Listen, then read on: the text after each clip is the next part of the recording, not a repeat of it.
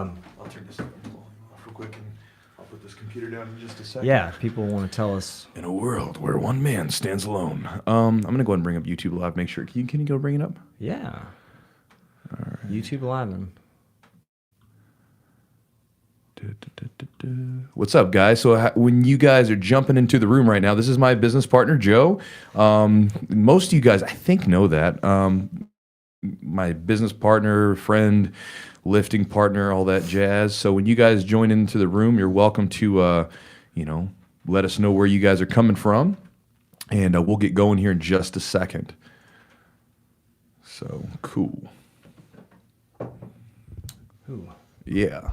So who we got right here? I'm gonna bring it up on my computer. My face gonna be. And guys, there's sometimes we have a weird sound issue with when we have Wi-Fi going, but I want to make sure that the computer's up. So if you guys have any problems with it, if there's like a clicking noise going on in the background, let us know, just so we can address it. I feel like I'm like a freaking. Usually I'm the guy watching your all's podcast trying to text you and Eugene, hey, this is going on, this is going on. Usually Yeah, right. trolling us. Yeah, that too. No, I don't troll you guys. I troll the chat. There's a difference. Yeah. So let's see here. We got Missouri approves. Let's see here. Got you guys. Got Guam Tech from Columbus, Ohio. What's up, brother? Guam Tech's always up in this. Guam Tech is always He knows here. what's up. Yeah, from San Juan, Puerto Rico. I can't say it. And that's a common question already. What's that? What we drop in fees for the gym. $1 million. Oh, so actually, it's funny. So who asked for the drop-in fees? TOP. Okay, I see. TO whatever. Gun XX. So guys, if just in case you guys ever decide to come to Derby City, my gym, Joe's gym, Eugene's gym, our gym, right? Yeah. Joe's the business owner, so it's Joe and I's actual gym if you want to get into ownership. But we don't like mat fees personally, so we don't do them. So basically, if you decide to come in, we're not going to charge you any mat fee. Basically, the way it works is we just open the doors, you come in and train.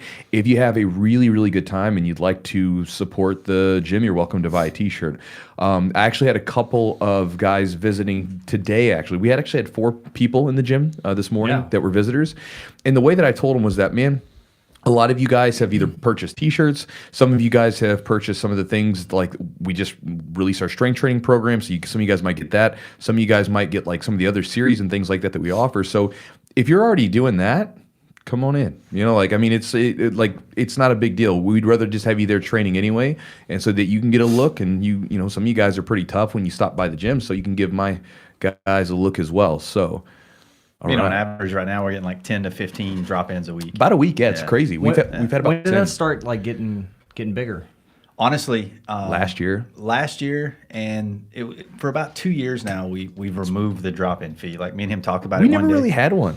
When there was another business partner, we had a drop-in fee. Well, so we had a business partner where maybe there was a drop-in fee, but it was very loosely enforced because I could never there's an integrity part for both of us. I could never be okay with charging someone for a drop-in fee. If you've ever traveled out of town, to drop into a gym and train can be it's just an odd feeling. There's no comfort factor there. So the thing we're trying to do is just make it open to where people are comfortable training. What makes you feel weird about a drop-in fee?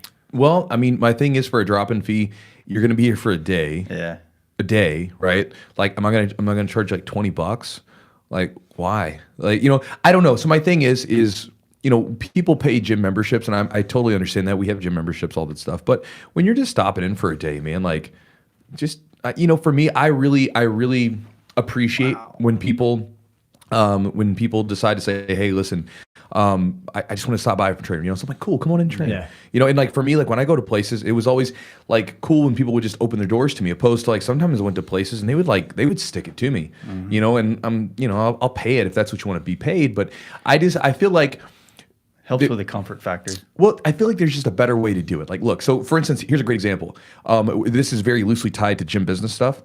So, our policy is if you want to stop and train. And if you want to, buy a t-shirt. If you really had a great time, buy a t-shirt. On average, most people buy 2 t-shirts. So so most people, if you want to get into the monetary sense, I'm down for the goodwill, but if you want to get into the monetary sense, most people pay $40. But because of that, other people have talked about, Chewy's gym doesn't charge drop-in fees when they go to the gym, it word spreads. More and more people drop in. More and more people buy shirts or merchandise. And if they don't, that's fine. It's not pressed or. I like to show two sides of it because you know me, like I'm not really a money-driven person, and you know I was always more on the goodwill side, right? Here's a great example though of how. And I'm saying this because a lot of people, you know, they want to keep their gyms open and stuff, and they might say, "Oh man, but if I charge a mat fee, maybe I can make a little extra money, right?" Here's a great example. Years ago, we had he was a guy in the Navy. He was I think he's like a diver, does something, right? His name's Bill. He's been to the gym numerous times. Talking about. Yeah, he's been there plenty of times over the years. And so he came out one time. He was doing some training exercises down on the base near us. And he came out back when he was a purple belt. He called up all the gyms in the city, and everybody wanted to charge him a $40 or more mat fee. So $40 or more, wanted to charge him a mat fee. He called us and was like, "Nah, man, just come on out." So he came and trained with us. He had a great time. It was good training. He was an excellent guy. He's a purple belt, super tough. He's black belt now, really tough. And I've learned a lot of tricks from him. And you know, he kept coming back, and he would tell like when he was over in missions over in Afghanistan and Iraq, he was like, if you're going to Fort Knox, he's like, you got to train with there. Yeah. Peter Wang, Tim Proctor, all those guys that came in that flood, like back in 2012, where all those military guys were coming back from their deployment. They all were coming to us because there was this guy out there in these deployments that was saying, you got to train there when you go to Fort Knox. You got to go to this gym. You got to go to this one. And so again, we gave him goodwill. We didn't make our $40 mat fee, whatever. But what we gain in that, we gain. I mean, the monetary value is just not even close, right? But what we also did is we got a lot of cool experiences with amazing people like Peter Wang and Tim Proctor. Tim Proctor's still at the gym, and it's a guy that I'm happy to have there. So to me, it's like, you know, again, goodwill and reciprocity, that's so much more valuable than like sticking it to everyone for something, you know? So the idea of like, look, I'll open the door for abundance to come in, but at the same time, I'm gonna make sure I give back. You know, so we're not just I'm not just take. I'm like, we're gonna dance. The only time we actually ever do charge drop-in fees is when it's in-towners. If you get in-towners that are like always stopping by, then I have to be like, all right, man, it's like the third time in 2 weeks you dropped in. You live here. Yeah, you're gonna either have to sign up for a membership or pay a drop-in fee. That's a little different, you know. But overall, we just try to provide everybody an environment to train, like. Do people? I know you've had some people stop in on the like strength training side. Yeah, we're starting to get more and more of that. How do you deal with that? Same way. Just Same come way. hang out, lift. The only difference with dropping in on the weightlifting side, because most of those are dropping in during non-class hours, right? So we have to make sure it's somebody that has an idea of what they're doing, because chances are they're going to be. Most of the time, it's people doing Olympic lifts back on the platforms, and we have to just make sure that they know what they're doing, so they're not going to get hurt. Well, so I want to know. So Joe, you've been at the gym. How long have you been at the gym? 2011. Since 2011. Yeah. It was funny. Yeah. Like when Joe came to the gym, it was I literally. was thinking about. I know what you're going to say, and I was thinking about this story today. It was the day, so the week my mother died. The day your mom died. Well, so the day after is when I was at the when gym. you were at the gym, and I wasn't there. And then my first time meeting you was the week after my mom died, because I remember I came in there and you know, the way I found the gym was I worked for a consulting firm. We actually traveled around helping fix other gyms and, you know, telling them ways that they can improve on their business. And I really wowed the owner at the time, and he asked me to come there and work full time. And after I thought about it and everything else, of course I went that route. But then me and Chewy, you know, his mom had died. So it was like a week after I'd already been there that I finally got to meet him. And, you know, he'd come over and you could tell by the look on his face. And I get the same look at guys still to this day, because you get a lot of guys say that they're a trainer, right? And he was already like sizing me up. He really was. He could say what he was. Well, okay, because when someone says trainer, well, here we go. Yeah, exactly. Trainer, I do the same thing. I'll hear guys out like hitting on a girl, and they're like, "Oh, I'm a trainer," and all I'm thinking is, "He's broke." Well, so for instance, we're gonna get back there in just a second, because it's a funny story. But when I first started training jiu-jitsu, we were in a weight training gym, like a powerhouse gym. So it was like just meatheads and random normal Globo gym stuff, right? Nice gym. But I remember seeing these personal trainers, if you want to call them that. And I was like, these dudes don't look like they've ever worked out. I'm like, how the hell are you a personal trainer? You can't even train yourself. You know, it's like, it seems, you know, to me, it's like if you have no passion for lifting yourself, you have no passion for fitness and exercise and health, why on earth is that your job? It's like someone saying, yeah, man, I'm teaching jiu-jitsu. I don't really like doing it, and I haven't really done it. I'm still a white belt, but I'm going to be your coach. Like, piss off. Like, I want to go to someone who's like dedicated themselves to that thing and had some experience and wisdom, and they can give it off. Now, going back to that, so I'm sizing Joe up, and I ask him a question. Which is? Let me see your legs.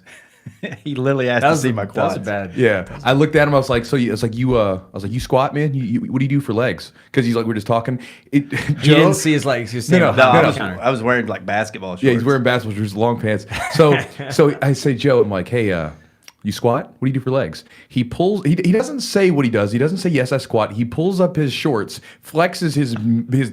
Joe's got these huge quads. They're as big as my waist. He flexes his quad, and I looked at him. I was like, good stuff. Like we were just like, I'm okay with you, man. Right, it was that moment in Predator where they like slap hands and whatnot. Yeah. So, bro, question: how big are your quads?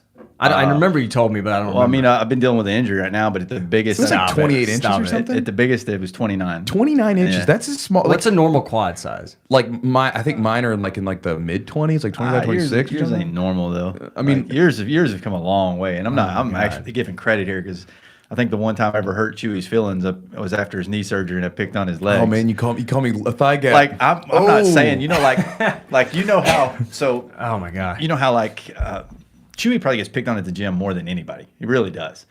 But like he laughs it off, and every now and then he'll just look at you, and you can tell by the look that you should probably not be talking about it. But like he was saying something, he was picking on somebody at the gym, and he's walking through in his little Valitudos, and I said, whatever, thigh gap. And like the way he turned around and looked at me was like a dog sitting on the porch pouting, and I immediately was like, oh crap, man, I just hurt his feelings. To be fair, Joe called me thigh gap a couple times because it's like one of those things where we would just fuck with each other, right? He kept calling me thigh gap, and I came up to him one day. I was like, "Hey, man, like, could you not call me that?" I was like, because I was like, I'm not able to squat right now, and like, I've never had huge legs, but I always was able to like, they were just always like they were muscular and like defined. And when I was coming back from that knee injury, they weren't there, and so he was like, "Yeah, man, I'm sorry, I didn't mean to, man." Like I literally felt bad, and I mean, like I'm probably one of the people that doesn't admit when they feel bad for somebody else, but I was like, oh man, I will never make fun of his legs again. And now like he's got some wheels on him now. Couple men compliment each other's thighs. Hey, I was telling someone I know, like I was telling, I think I was talking to Jess, and like I was telling her, like when I walk down the street or something, if I see like a really pretty like woman, I'll notice a pretty woman. I just, not that like I don't want to talk to them, I just notice that they're pretty, right? They're attractive. In the same vein or in the same breath, if I notice some dude that's got like some muscular part of him, like he's got some freaking big old traps or something, I'm gonna look at those and say like, damn, look at those traps. Like I don't know why. I think there's something neat about the human body. Like when you see like a defined muscle, where it's like, if you've been around lifters and stuff forever, like you see that stuff and you realize what it took to develop that. You're like, damn, look at those traps. I mean, that works the same way with jiu-jitsu. Like somebody who doesn't watch it, you guys will see somebody do a move and you're like, oh my God, that was phenomenal. But somebody that doesn't watch it is like, what was phenomenal? Mm-hmm. He just rolled over on the other guy. What was cool about that? Well, it's like in boxing, when you watch like someone who does like for instance, like a casual fan that watches boxing, they just want to see people get hit. Yeah. But if you boxed and you understand the intricacy, like when you watch someone like slip a punch and you're like, dude, that was so smooth. Like the dude slipped that punch perfectly and head movement or whatever. You see that kind of stuff that the average fan doesn't see, and you just whatever. So like when you've lifted for long enough and you've slapped some meat on your body, like you understand and appreciate like what that means when you see someone like that. You're like, damn, dude, that guy's like, he's put some time in. You know? It's a lot of work, dedication, and consistency as always. Yeah. What do you think? Man, I don't know. There's so many questions about like strength training that I could think of. Like, there's really not one. I'm like, what's one thing? It's like the dumbest question. If you had to choose, maybe what's one important factor to putting on mass? Do you think one thing maybe? Like, was it consistency? Honestly, that's not eating. That's not lifting. That comes to eating. Well, eating, great point. Like eating. I mean, obviously, you got to lift some heavy ass weight. Yeah, you can't go in there and like just piddle around. Like, no. One thing I would say is for most people, if they're trying to actually gain like muscle, this is one of the reasons why we actually created the program that we did, was because over the years, like we've both realized, because we're both meatheads at heart, we've been lifting forever. that most of the guys that do jiu-jitsu have no idea what they're doing when it comes to lifting. Like most people get into jiu-jitsu because they don't really want to exercise, and it's like a fun way to exercise. And so then they kind of then get exposed to, well, maybe what happens if I lift? And a lot of guys will lift and they'll go into the gym and they'll do like, God, like 2 hours or something, and they're just doing all kinds of stuff. And I've had several guys, I'm like, look, why don't you drop it down a little bit, be a little bit more intense on the lifts and do less volume, and, they've gained muscle. Because, a lot of times you don't necessarily, like you're saying, it's not about just killing yourself in the gym. It's about making sure you go home, eat a big plate of food, get some sleep, get rest, and that's where you grow. Yeah. Yeah. Is Chewy, for you, weightlifting, is it just something you primarily enjoy, or do you enjoy it maybe more because it's got such a benefit to your jiu-jitsu? I never noticed the benefit until later. Like I started weight training because I got picked on when I was in 7th grade. I got jumped, and one of my buddies, his father, had a weight set down in the basement, and I don't know why, but for whatever reason, he was like, "Hey, you want to go lift weights down in the basement?" And I was like, "Okay." So we would go down and lift weights in the basement, and there was just something about it. I just liked it, right? I was like, it just felt good, and I was hooked right from the get-go. I remember the first day I was in 7th grade. I was sore. We did bench press. My chest was just so sore, like to the touch. I was like, that feels so cool, And but I just always loved it. And so for me, it's become different things. Like when I was younger, I did some strongman training and powerlifting. I was doing like heavy lifting, and then I was doing all kinds of weird like stones and caber tosses and stuff. But then now it sort of it can sometimes fluctuate between strength to building that and just being zen time, like being able to like anything can become a meditation, and just focusing on that rep and being just in that moment, just having fun with it. Right. But I would say that as far as the strength, the prevention of injury thing, that kind of came afterwards, because I realized I was like started noticing how like a lot of people that I trained with back in the day, who've trained as much as I have, they were dropping like flies because of injuries.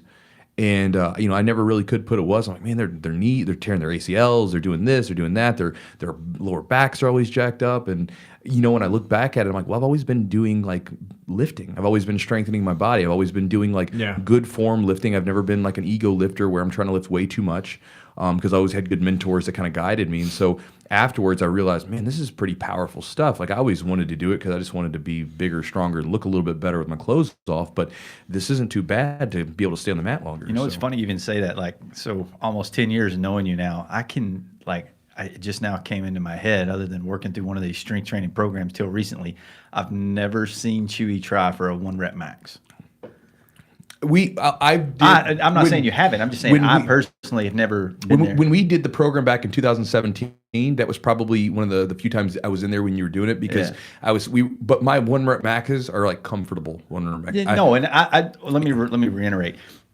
A true 1 rep max, like to where your full potential. I've seen you push to like that's as much as I want to push my body today. 1 rep max, but I've never seen you like go all out to see how much. And there's nothing wrong with that whatsoever. It just dawned on me when you made that comment. It's like, I don't. Well, we both know, like, so for instance, like when you jump on the mat, you don't go 100%. Oh, no. Right? And so when I go into the weight room, like, I know my lane. Like, I like lifting, but I don't want to risk injury. Like, because, for instance, when you get to that maximum, like, power output, I mean, that's where you're going to risk something. Yeah. So typically when I do like a 1 rep max for testing purposes to set my percentages, it's always like a comfortable, like, I maybe could squeak out 5 or 10 more, but that's about where we're going to stay today. Yeah. And that's I have more days now where I dial stuff back versus dial stuff up in percentages and in weights. Like, so in the last 6 months, I think there's only been, that I can think off the top of my head, 1 day I went off script and used a lot heavier weight than I was programmed to, because everything I do is off percentages. And I've only had 1 day that I've actually went heavier than I probably should. Yeah, and the percentages thing is kind of interesting, because that's like one of the things that like I had never really done, honestly, until you and I, because what happened was I just would always go off of like what you feel. I'd go off of that and go off like RPE and stuff like that, just go off of like that kind of stuff. But when we started doing percentages, I noticed like, man, it's kind of a pretty intelligent way to do it, because it turns it into a quantifiable way to measure progression versus just if you're just lifting. I look at it as the same as someone just using a weight scale to measure health markers. You really doesn't have a lot of health markers if you're just lifting in the way, versus if you're on a program and you have percentages, and this way that you can actually gauge progression and monitor that you are actually making markers towards heavier weight, towards strength. Well, and the thing is, it's one of those things where you just, it's not a bad idea to kind of know, are you progressing? Are you not? Like, Yeah. you know, we're all looking for some sort of quantifiable, you know, it's one of the biggest like buggers of jiu-jitsu is that you don't necessarily have the most quantifiable way to judge, am I getting better? Yeah. And with lifting you do, like, you know, like you know, you can be like, I'm getting stronger, you know what I mean? Like my weight is going up. So What Joe, what about lifting like was attractive to you about that? Like what was the big Like thing? getting started into it. Yeah, just why Man. and the other thing, like why coming to a jiu-jitsu gym? Why did you say yes to that? So like that's a big question. it is. You It's just like a you double loaded question. What attracted you to lifting? Yeah. Well, tell them about like so.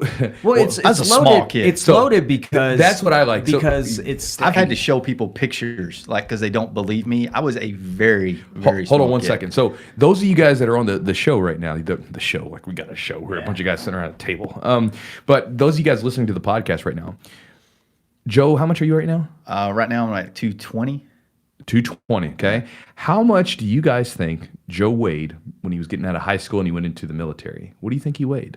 So drop that down in the chat and tell us what you think what you think he weighed, and then you can talk about the gym stuff first, and we'll come back to that question. So what drew me to the jiu-jitsu gym? We'll circle back. Okay. yeah, do that. I had been doing natural bodybuilding shows for almost 10 years and working towards that. And I just saw the writing on the wall, and it wasn't something I wanted to pursue anymore. So I had started doing jiu-jitsu at this other gym, and I've always been a big advocate of training with people that are better than you.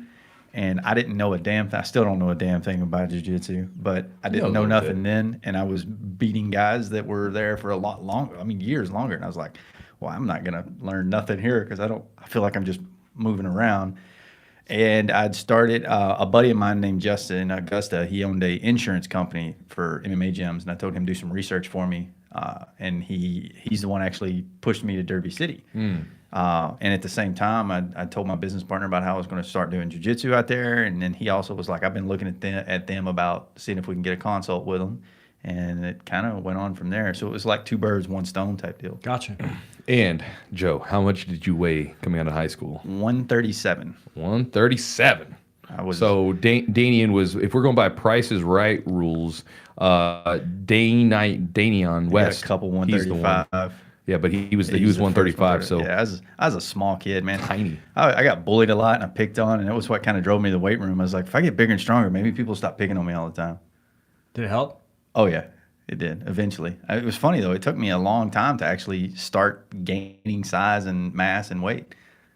What do you think that happened? Like when you started really seeing your body kind of like your legs are freaking abnormal. Well, see, to me, so like that doesn't happen overnight. but like, so here's the weird thing is, in bodybuilding, there was no percentage markers, right?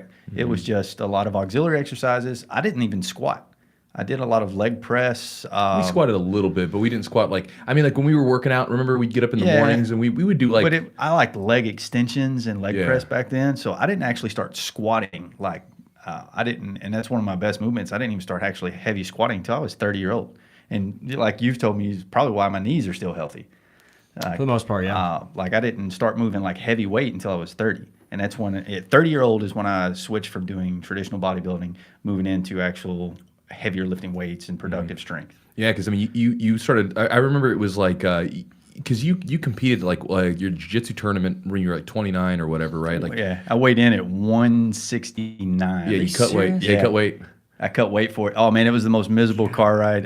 Did that with Ben Fowler. Like there was two other guys in the car. I told them if they didn't shut up, I was gonna kick them out of the car and kill them and everything. I was irritable. But I remember I'll never do it again. I remember like where like it was like a couple years later. I remember Joe like walked in on the mat after he got done doing some heavy like cleans, and I looked at him and his traps were like bulging up to his ears. And I was like, Jesus, man, he put on some weight, you know? Yeah. I mean, that's the thing. It's like, I mean, it's gonna be tough to gain the weight. So you gotta eat food and you gotta be ready to lift some weights, man. Mm-hmm. And I mean, I'm 36 now, and I didn't start focusing on, like, I've always coached other people and helped them. And I don't mean just program. I mean actual coach and help them, teach them to do movements. So from 30 to 36 is when I started focusing on getting just strong. Mm-hmm. You know, like moving 1 rep maxes and doing progressive programming to move towards those notes. Yeah, because when you first started training, I was stronger than you. Oh, absolutely. I think you used to out deadlift me, everything but a squat. Really? Yeah. Yeah. when he first started lifting, because he was doing bodybuilding. So when he first came in there, because bodybuilding, and there's nothing wrong with this. Bodybuilding to me, and this is just my opinion, is an illusion of fitness. It's about how you look. It's not about the weight you move. And if that's your cup of tea, man, all for it. But I would not be where I am today if I had not spent all the time doing those auxiliary exercises to strengthen small ligaments and muscle groups that everybody else tries to skip and just go to the big lifts. Yeah. So what are some things you did for bodybuilding? What's a typical workout?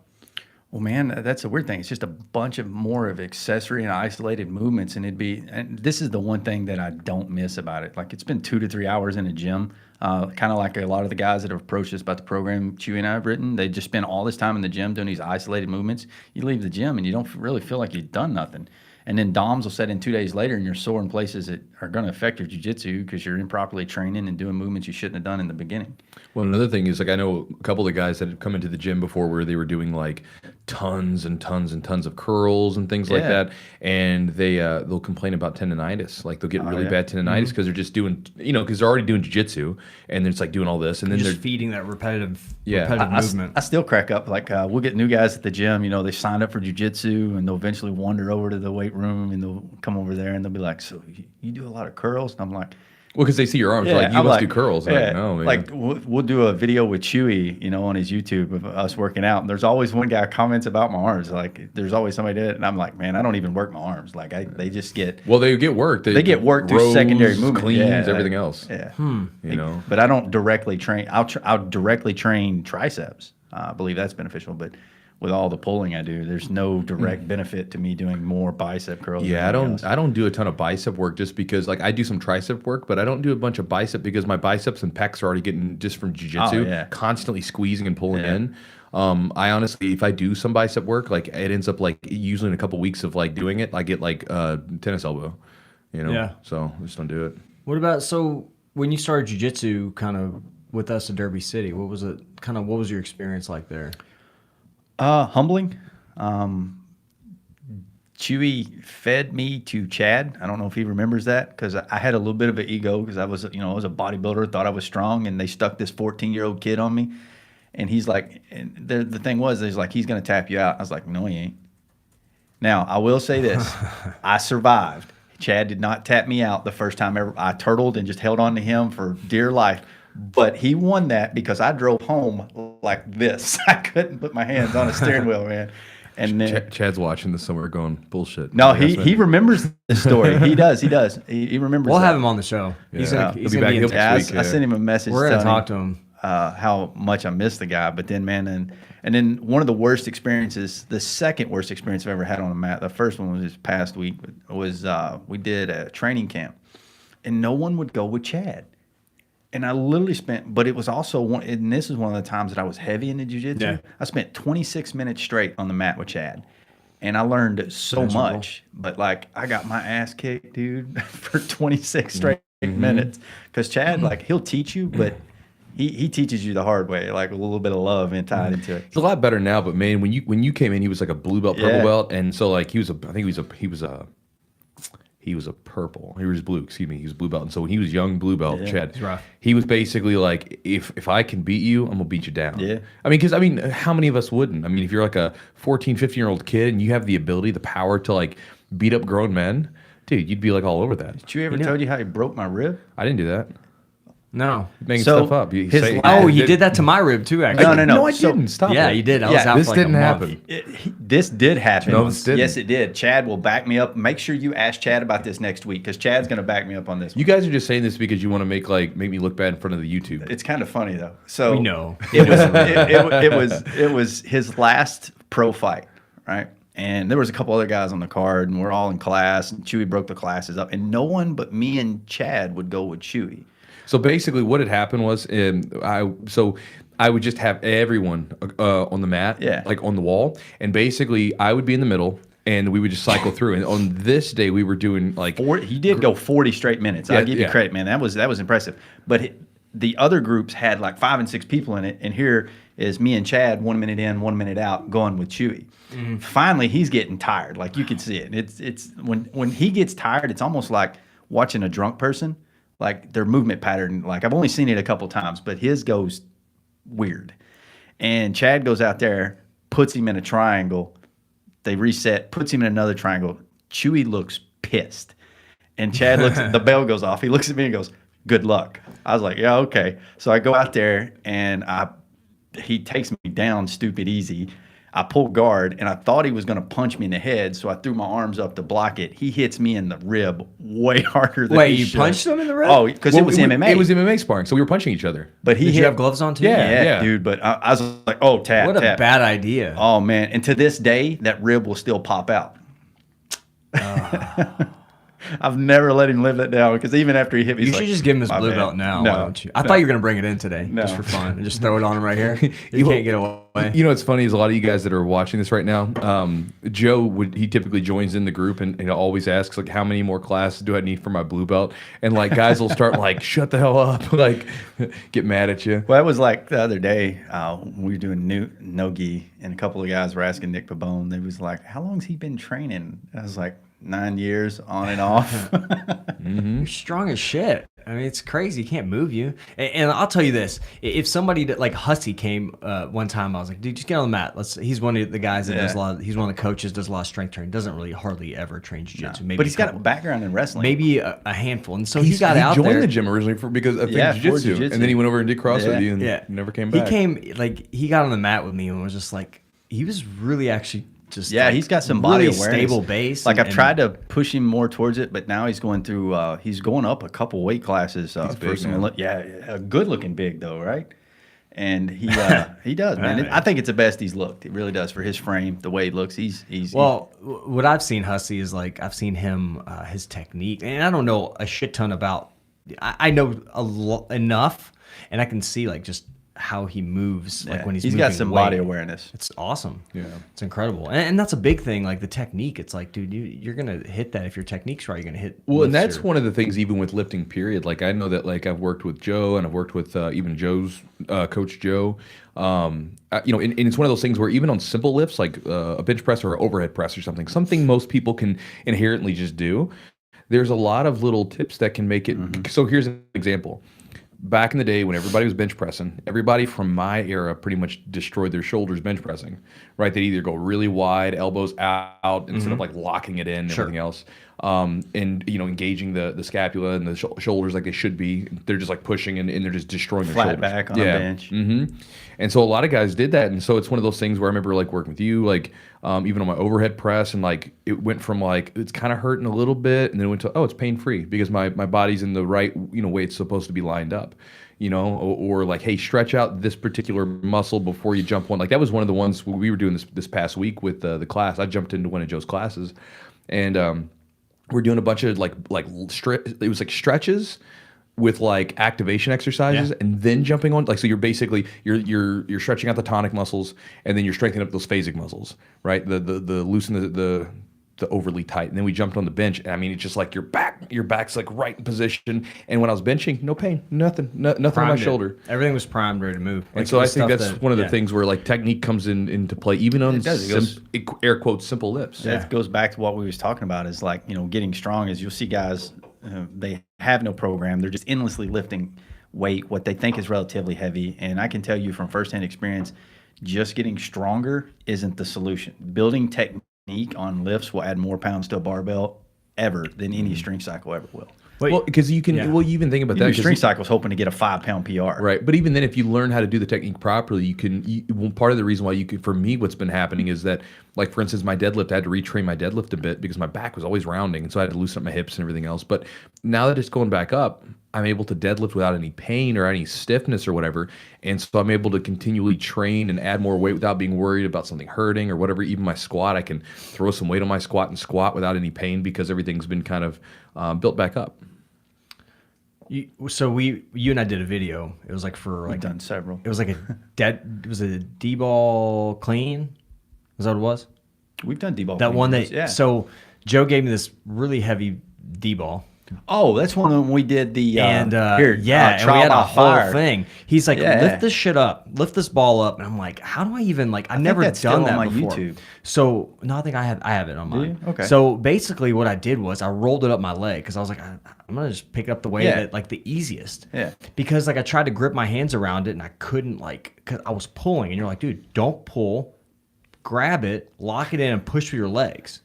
And like I got it up, and I was like, that didn't sound right, but You got it up. I did, and I was like, what Have the that hell? effect. Just like cueing, like just the like instruction, just to modify a couple little different things, engage certain areas, and just kind of just the cueing was the difference. So even that instruction was awesome, and I was like, oh, this is a useful exercise, because I'm always looking at like how to get stronger at jiu-jitsu, which is important, which we all talked about that, and like I think the strength is like it can be a big equalizer for sure. I mean, you could have a lot less technique and be strong, and you can get away with a lot more stuff.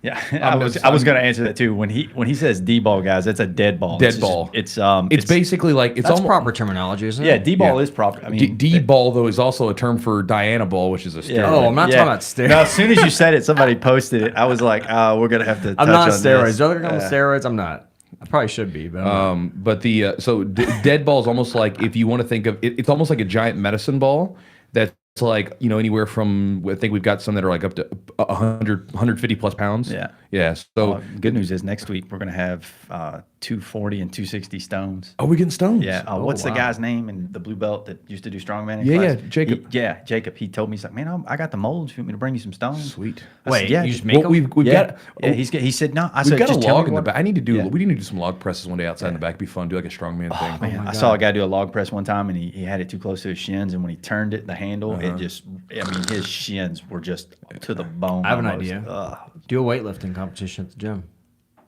Like, no. Okay, so Like it could you know be how like, you guys feel when somebody comes into the gym and they're like, oh, you guys do karate? yeah. Okay, so when you say weightlifting, No, like I thought just maybe some like interesting stuff, like the I know, but that's where I'm stones going. When you say weightlifting, to me, and what I do, I think you're talking about Olympic weightlifting. That's probably. So I mean, squat. What are the big three? Squats, deadlifts. You're thinking Yeah, of that's just powerlifting. You're thinking okay. of just like some general lifting competition, which could be But fun. it's terminology. I just look Well, I past think it'd be it. fun to get a bunch of the jiu-jitsu guys and a bunch of the guys from Man, the strength and training I tell, side. and it's so weird because like I'll go out there and roll with you We guys. could do like a strongman medley out in the back. That'd be cool. And you guys are always like, God, Joe, you're so strong. And I'm like, I don't know what you're talking about, man. Like, I'll grab you guys on the mat, and I'm like, this bastard is strong. It's a different type of strength, though. It is. You have strength for jiu-jitsu. But think about if you're already that strong on the mat with no strength training, how strong you could be on the mat with strength training. So jiu-jitsu, so strength in jiu-jitsu doesn't necessarily translate. I think Chew and I, you had talked, it doesn't necessarily translate into like Olympic lifts, but Olympic lifts could translate to jiu-jitsu. I think that just in general, I think that here I'll say this. I'll sort of share. We one. talked about this a So little yeah, we have. But so if I think the way that jiu-jitsu could translate to lifting is simply body awareness, because like for instance, if Joe has someone that he has to teach, it's much easier to teach someone who's trained a long time with their body and they know how their body operates. Gotcha. So if their mind says, "Hey, body, do this," they're able to make that happen. Yeah. Now with weight training, as far as jiu-jitsu, think about it this way: a technique is what? It's a movement pattern. Sure. A movement pattern requires contractions of muscles, right? So a technique is simply just, it's muscles. It's executed energy. I mean, it's energy, right? So there's this myth, and sort of a myth that's been sort of, made up about jiu-jitsu, as if strength doesn't matter. Strength absolutely matters. Yeah, it does. That's why most people, you like the most overused excuse is, you only beat me because you're strong. It's overused because it's such an easy thing to pick out, because it's such a strong tool. Everybody's rolled with someone strong and like, God, I don't know what the hell I'm going to do with that guy. He's so strong, right? You don't have that same sort of impending doom when someone's flexible. You're like, this kind of sucks, but whatever. But when someone's on top of you and they're strong, they're squeezing your head like a grape, like it's not fun. Yeah. And so strength definitely plays a role. Now, it's, again, going back to technique. Technique is king, but technique is movement patterns, right? So efficient movement patterns is always going to be king. But at the same time, if you are a stronger human being and you're able to combine that with technique, that's only going to be a good thing. Right. There's nothing bad that can come from. So if you're a strong person and you have a strong body, then you're going to be able to do that. And then also, this from physical therapy. A strong muscular body overall that's well balanced is going to be more likely to be injured less. Yeah. Right? It's going to prevent injury, just period, point blank. Yeah, that's my whole opinion on it. Is like I come at it from more of a rehab preventative aspect, and like some people will say, well, I shouldn't deadlift because I have a bad back, quote unquote bad back. And I'm like, no, that's incorrect. If you don't know how to deadlift properly, you could have a higher risk of hurting yourself or aggravating your spine or your back. But like deadlifting is not inherently bad for your back. It's actually good for your back and it's healthy. I'm listening. I was laughing because I think you just booted that guy. I was like, troll, be gone. Yeah, Boom. Yeah, I was like, get ready to tell him. I was like, you got what? He's calling me fat. No, but see, Joe, you do have tech. The thing is that when we roll with you, you're probably a blue belt at least, but your technique is good, but your strength, I think obviously you have more strength than technique. Oh yeah. But I have the but passion that's- for strength training Right. that you guys do for jiu-jitsu. For Yeah. me, I like jiu-jitsu. What's what from makes the you aspect tough? is You're not I get to go out and hang out with my buddies, beat each other up, yeah. learn a little bit, and train. You know, But for me, that's that's just fun. It's just proof that like, yeah, you're not on the mats all the time, but when you are, it's usually a challenge. You know, it's not like we're just throwing you around. Oh, you know? yeah. So I mean, that's I just don't know. Damon did. Jesus Christ. well, Damon's like a little. I had that coming though. Like a Like little even Chewy, rock. he's like, yeah, you had that because like I'd give Damon so much crap over the past 6-7 years. He's man. been wanting to roll with you forever. Yeah, It's the first time y'all rolled. yeah. Damon we went was 12 like minutes, and I had to do takedown from standing with Damon. And, you know, and he's a big college wrestler, so it didn't go well with me. Yeah, Almost got him in a trip, and I literally stepped in some sweat and slipped. And even he was like, "Oh my God!" He said, "You would have never let me live that down, would you?" I was like, "No, I thought I had it." So how much does Damon weigh? Damon's like 220, Yeah. and he's about 5'5", And he Kimura's and he was a college everything. wrestler, so Oh he's my God. He did, dude. He put it on me. he's a brick. Yeah, he's tough. It was fun, but like it's literally the worst 12 minutes I've ever spent on a mat. Like, I mean, I was exhausted. And then I really wanted to sit down, and then one of Chewy's other instructors, Dustin, who's like a little Spider-Man monkey, it was all over me. He's like, "You ready?" I was like, "Yeah, whatever." Let's He do never it." runs out of energy either. No, Dustin. that was by the time. So It's annoying. By the time the 18 minutes was done, I'm crawling off the mat, wanting to cry and go. Like I didn't go home. I think I waited around about an hour because I was so exhausted. I thought I couldn't drive home. So here's a white belt question. Do you think strength is more important in gi or no gi? I've never thought about it. Just came to my head. I think it has benefit. Well, I would say that honestly. So when I say strength, I'm going to just say like conditioning and strength. yeah, right? because that's where I was. I think that it can be useful in either or, but I think that it's especially helpful in no gi because I think that in gi, like a lot of times you'll see that people that are like very unathletic can like just grab onto grips, Right, and they right. can slow things down. Where when you get into no gi, like all you got your body, you don't have grips, and so you know the strength of your arms, the strength of your body. All that physicality. I mean, to me, that's one of the reasons why I like no-gi more is because it's a much more physical game. I feel like I'm wrestling where it's like you can and you can't be slowed down by a grip. So if I start moving around, they can't slow me down. And at the same time, like that physicality, you can just feel that like, you know what I mean? Like Yeah. there's something to it. But they can both be used if used correctly. But I think that in no-gi, it's a lot tougher to deal with strength and athleticism and things like that because you don't have those handles on someone. Right. You know, and when you was talking about my strength, I can tell you at my level, I have way more success in no-gi than I do gi because the guys that I can beat in no-gi will somehow trip me up, wrap me up, or do some weird lapel stuff with a gi that I'm not ready for. Yeah, that makes sense. Yeah, I mean, I think I feel like a lot of older guys like no gi, or I'm sorry, gi, just because I feel like it's a slower game. Yeah, they can slow you down. That's what I think. Do you agree with that, Chew? Older guys? Well, I don't just say older guys. I mean, even like if I roll with you,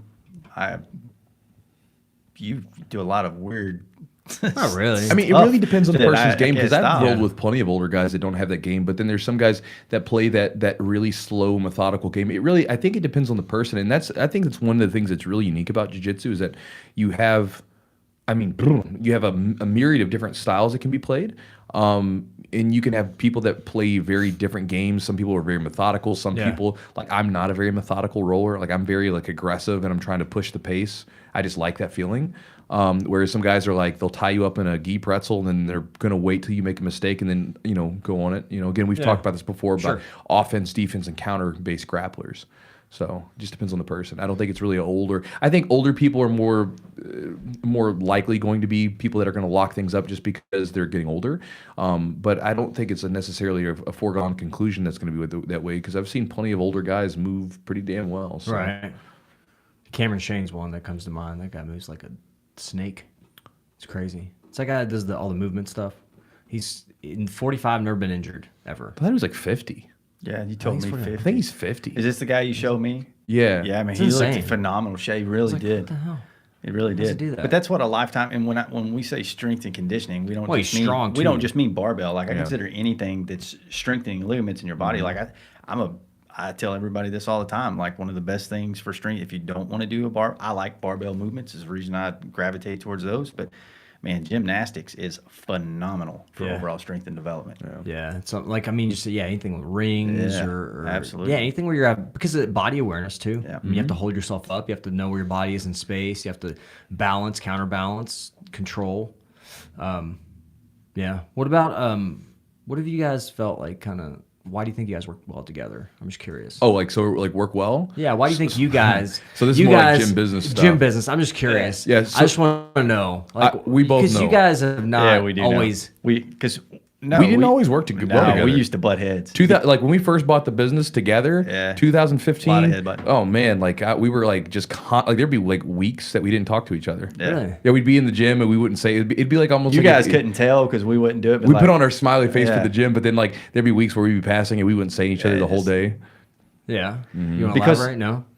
I mean, just we would just have some fucking different- fight about it's this. different. I mean, it could be something as small as how to charge a membership or telling this guy that he has to pay or because I And know there- what that was about. no, just in general because like we're at opposite ends of the pendulum with that. Like I'm over here like you're a member, you have to pay. Right. And Chewy's over here like I'll give you the shirt off my back and you don't have to pay. So here's a great example. Here's a great example of how bad I was. So I thought this story was hilarious. I was talking about it to Jess the other day. So there was a point in time where basically we had to up the prices, right? Because basically all of our old knew that's what I was members, gonna say. the remember this. the previous owner had basically like everybody was paying peanuts. Like they weren't even paying like a reasonable price, and then so compared to what we were actually charging. So we were like, hey, listen, we have to charge you guys, the normal price. I mean, it's still going to be, it's still affordable. It's nothing like crazy or anything like that, but it's still affordable. But it was, I had to raise someone's like price, maybe $15-20, a month. Not a big deal. It's a paltry amount. I mean, if you don't go out and drink for like a night, you're fine, right? So I come up to Brian Wynn. That was the first one I did. And I remember I came up to him and like, it was like, I remember I was talking to him. I was like, hey man, do you get a moment before you leave? He's like, yeah, sure. What's up? And I'm like, so, I don't, yeah, like I'm like doing this, and he's like, "What?" And I told him we had to raise his price. I think it was like $10 or $20, and he was like, "Yeah, okay," And he was like, he goes, "Why did you look like someone killed your dog?" Yeah. And it was just one of those things where I was so bad with money because I had a poor view of it, And so like one of the things is we were on polar opposites of this stuff where. I'm going to the gym like, hey, Eugene, we got to raise your rate. Hey, Chewy, we got to raise your rate. I'm just going ducks in a row, just knocking them out. When I told Chewy that, I was like, hey, this is how we'll do it. You have this relationship with all the jiu-jitsu guys. I'll handle the rest of the gym. You talk to those. He's like looking like he's going to throw up. He's like looking down at the ground, tapping stuff. Like I can't see. He's like, you could tell he's like, these are my friends. How do I tell them? Oh my God, I don't know what I'm going to do. So basically, we've through the process of the business together and his friends, we've met each other in the middle. So I've rubbed off on him, he's rubbed off on me. Yeah. So because the one bad side about that is like that. Yeah, everybody's my friend, and I really do care about everybody. That's a good thing to have. But the problem is that I at some points I wouldn't draw boundaries. You know what I mean? And then what would happen is people would just walk all over me, and then basically they would basically just take me out to dry on things, and he would come up like, hey, why isn't this guy doing this? And I'm like, well, whatever. So it was a bad situation. So in some of those cases, it was good that Joe was there to help me kind of like, look, man, like, help me basically be a little bit more like business minded in that sense. The other thing back then too, we also didn't, because there were 3 different owners, we didn't have all the pieces of the pie and the information that we needed to do. And now it's my job to keep that for him and feed him that information. So now he can see, it's not me just saying, hey, Chewy, you need to do this. I can show him the information on hand we have for the business and like, hey, we got to do this because of it. And he's like, yep, you're right. So it shows me right there, we got to do this. So you take all the emotion out of it. Yeah. It's all, it's hard. Running a business is so hard. That's a We're good way talking to about put it this is too. for him, it's taking emotion out of it. And for me, it was putting emotion into it. I mean, really, what it came down to is that, I had to, with the money part of it, because, if I would have been the sole owner of the gym, it would have been one of those like horror stories that I get messages about. Yeah, we had a great gym, and then the doors closed. Yeah. Right. Like it just would have happened. But it's one of those things where I just had a poor mindset with money because I saw money like that I'm taking or something. But it's like really like I still feel that way to this day. Like, I mean, like you and Eric Flynn are some of our closest friends in the gyms, and I always feel guilty charging you on membership. Like I do. But that's part of the business model. Yeah, but it's one of those things where Pabone, one of our brown belts, has been with us for a long time. Guy drives like an hour to get to the gym. He even said it. He's like, man, he goes, I get way more from the gym than what I've ever paid. You know what I mean? He's like, I get so much more than what I've actually paid. And I think about it, and then it made me think about it. Like with me, it's like I paid for a gym membership. Yeah. Did I like I was a kid paying for me and a friend's gym membership, basically $200 a month for me and my buddy. I had no qualms about it whatsoever. I was like, money well spent. And I thought about it because how many, like, there would be people that would like say, oh man, like, like this happened to us numerous times where someone would say, hey, I can't pay our membership. And we'd be like, no problem, man. Just, we'll spot you for a month and we'll get back to it next month. Cool. And then we'd see them out like with brand new clothes on, or we'd see them out like out at the club, like partying, buying everybody drinks. I'm like, wait a second, your priorities are just messed up. Like for me, like, and you know me, like I'm kind of a frugal person. I don't really get off on a lot of stuff, but if it's like the experiences that I had in the gym, like that I paid that money for that membership for a number of years, invaluable. I can't put a dollar amount on that, like how much it's benefited me. So it's like money well spent. Whereas like junk that I've bought, like stuff doesn't make me happy. But the time spent with people that I enjoy being around and learning a skill that makes me feel good and all these things, that stuff, it's so hard to quantify how much that's really worth to you. So surprisingly, you've taught me, Chewy, about the boundary thing and about knowing kind of what you're worth and charging people for what you do, because I felt bad as like, guys from the gym, I'd work with them and some of them I would like, I wouldn't want to charge them. And you're like, dude, you've invested all this time, all this money, all this effort into learning your craft. Absolutely. And so like, and you even told me the thing, like, when you charge really low for like, here's a great example, because I know where you're going with this. So years ago, years ago, I was injured and I was just getting back from injury. I couldn't train, so I was like, I got all this time on my hands. So what I'm going to do is I'm going to like dedicate more time to my guys. So I put up a post in our private Facebook group for our gym, and I said, hey guys, if you want a free private lesson, you shoot me a message, and here are the times that we have available. You know how many privates I got? I don't know. One private lesson out of like almost 150, 200 members. Now, later on, I was like, I was so surprised. I was like, you mean like if my coach would have said private lesson for free, I would have been all over that. You wouldn't have got me out of the gym. But then I said, hey guys, later on someone was asking me how much my private lessons were. And I was like, at the time I think it was like $30, $40 or something, and I ended up selling so many of them that I had to raise the price because I just didn't have enough time. And so what it gets down to is what is not, when you have to put some, like, money is just it's just energy. You put money in to make you put energy into making money, right? So it's an exchange of energy. And so if you have no investment in the thing that you're getting, it has no worth to you. So for instance, if you were to give someone free, like, things that you do with your physical therapy, and then you gave them a little workout plan, say, hey, listen, you need to do these exercise, they didn't pay anything, they're not going to do it. Right. But if you say, you know what, you got some skin in the game, you actually paid something for this has worth to you now, you're going to be more likely to actually like act on that information that's been given. And both you as being a physical therapist who wants to make an impact on someone, like that'll more readily happen because people are going to take action. And on the other end, like, you're not getting resentful because you're like, I'm putting all this into you and you're not even acting on it, so it's just what doesn't have money doesn't have value. Or what doesn't cost money doesn't cost something. Even if it's a barter, it doesn't cost something. Yeah. It's about a month ago, me and him had that exact same conversation. I was like, well, I'm going to try that. I sent out an email to everybody in our gym. I was like, all right, guys, from Monday to Friday, I'm going to be at the gym from 4 to 8. I'm going to give you 3 hours of private sessions. These are going to be first come, first serve. Guess how many I got? 0. I don't know if I got that email. Yeah, it's in your email. Goose egg. Yeah. But if I'd said, hey, guys, I got 1 hour a day these days. Yeah, I'm going to charge this much. Who wants to train? People pay you for personal programming now. So, I mean, like, I do a lot of programming for people. If I'd have charged for it, I definitely would have got people, but like not one person responded back. There's that really interesting book called, it's by Robert, I think it's like Cialdini or something like that. And he talks about just human nature. So like, if you go into a place, right? Let's say you go into like a restaurant, or you go into like a, wasp. You go into a restaurant, or you go into, like, let's say you go into like a store with like rings or something, right? And you're looking around at the rings. You're like, oh, look at that ring right there. And then you see the prices on them. You're going to associate the better one with the higher price. Even if there's no quality difference, you just see a higher price, you think it's worth more. Yeah. Right? That has nothing to do with it, right? So even like in that sense, where if someone was to like give away free stuff, you'd be like, why is it free? Like, people don't do things for free. Why'd you give something away for free? You know, it must not be good if you're giving it for free. Yeah. Even though it's just like Just something you don't want anymore, you're trying to get rid of. Yeah, Like exactly. those old shirts that we used to have. Right? Oh my God, dude! Like so here's another example. Just a great example. That is a perfect example. We literally had these old shirts that our old business partner got, and they were crappy shirts. And They literally cost $2.17 each to be made. That's how crappy. You put them on, and it was like basically it's like sandpaper rubbing your nipples. Yeah. So we tried. You might have one laying around. I got one. We literally I've got a couple of them. We Yeah. tried to give we try to give them away. I still think there's a few that just Yeah. weird sizes and Yeah. storage because we just couldn't get rid of them. I mean, we was using these things to like mop up Dude. like sweat and spills on the floor. I remember like a guy decided, I was like, here man, you want this shirt? It's a free shirt. He like fills and goes, no, I'm good.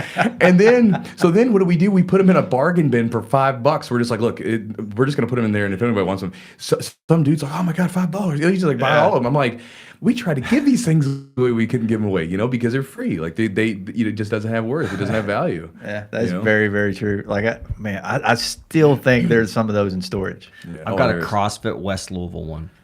I think I have one of those somewhere too. That was not my idea for a name, by the way.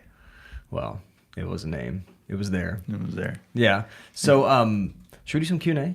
Let's do some Do you wanna- Q&A. or do we want to ask Joe anything? You guys asked Joe is the guy Here, that... let's do this real quick. So, guys, we're just kind of talking with you guys, and let's bring you guys into the conversation today. So, here's what we're going to do. If you guys have a question about strength training, we can talk injury prevention as well with Eugene. You got strength training with Joe. If you guys are in here, you guys are like gym owners, things like that, you can ask Joe and I some gym business related questions. And if you guys have any just random questions that you guys want to throw out, we'll start going through them. And we're going to go through some of the other questions that you guys posted earlier.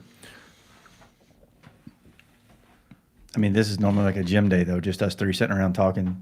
Let me see. You want to start at the bottom?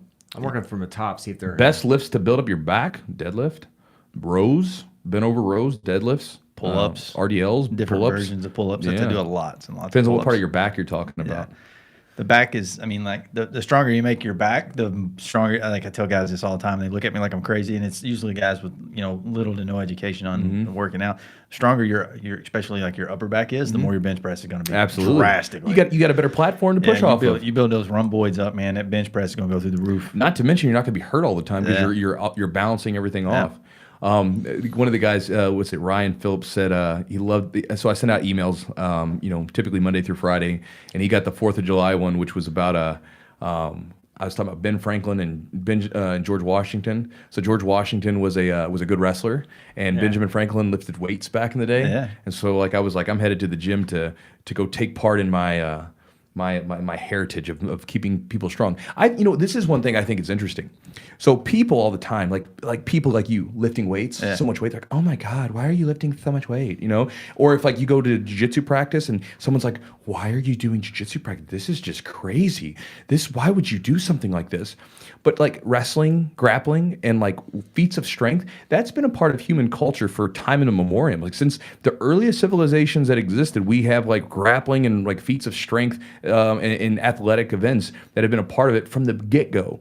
We've only just recently gotten to this point where like we think our bodies are just supposed to sit down in a room, I'm an not a fan room. of the glorification of bad health. Oh my God, it drives me nuts. Like and it's not. I'm not fat shaming. If you're satisfied with your body, be satisfied with it. But it's not meant to be praised that you're in bad health. Well, and my thing is, it's just not even the bad health. To me, it's like praising like the act of not using your body. Like the new dad bods, the bod. Everybody, if you saw the stuff going around the internet on that, like people are. My thing, I don't care about dad bod. I don't care about the way you look because some people have different genetics. Some people are big, whatever. What I'm saying is that people don't use their damn bodies. It's like your body is not meant to sit in a damn room in a friggin' cubicle with an air conditioner room. Your body's meant to move. That's why like it's been done so many times where when people get on an exercise program, like they're able to like get off like medications and stuff because they feel better, and they're whether it be like blood pressure or a depression medication. You see this stuff all the time, and so when people say why would you exercise, why would you lift heavy weights, or why would you go wrestle? I'm like, why wouldn't you? Like you only get here's what it is. It drives me nuts that people act as if that if you don't do those things, that somehow you're going to get to live forever. Like you die. Every one of us dies. You don't get to keep the body. You need to go use that thing before, because you lose it.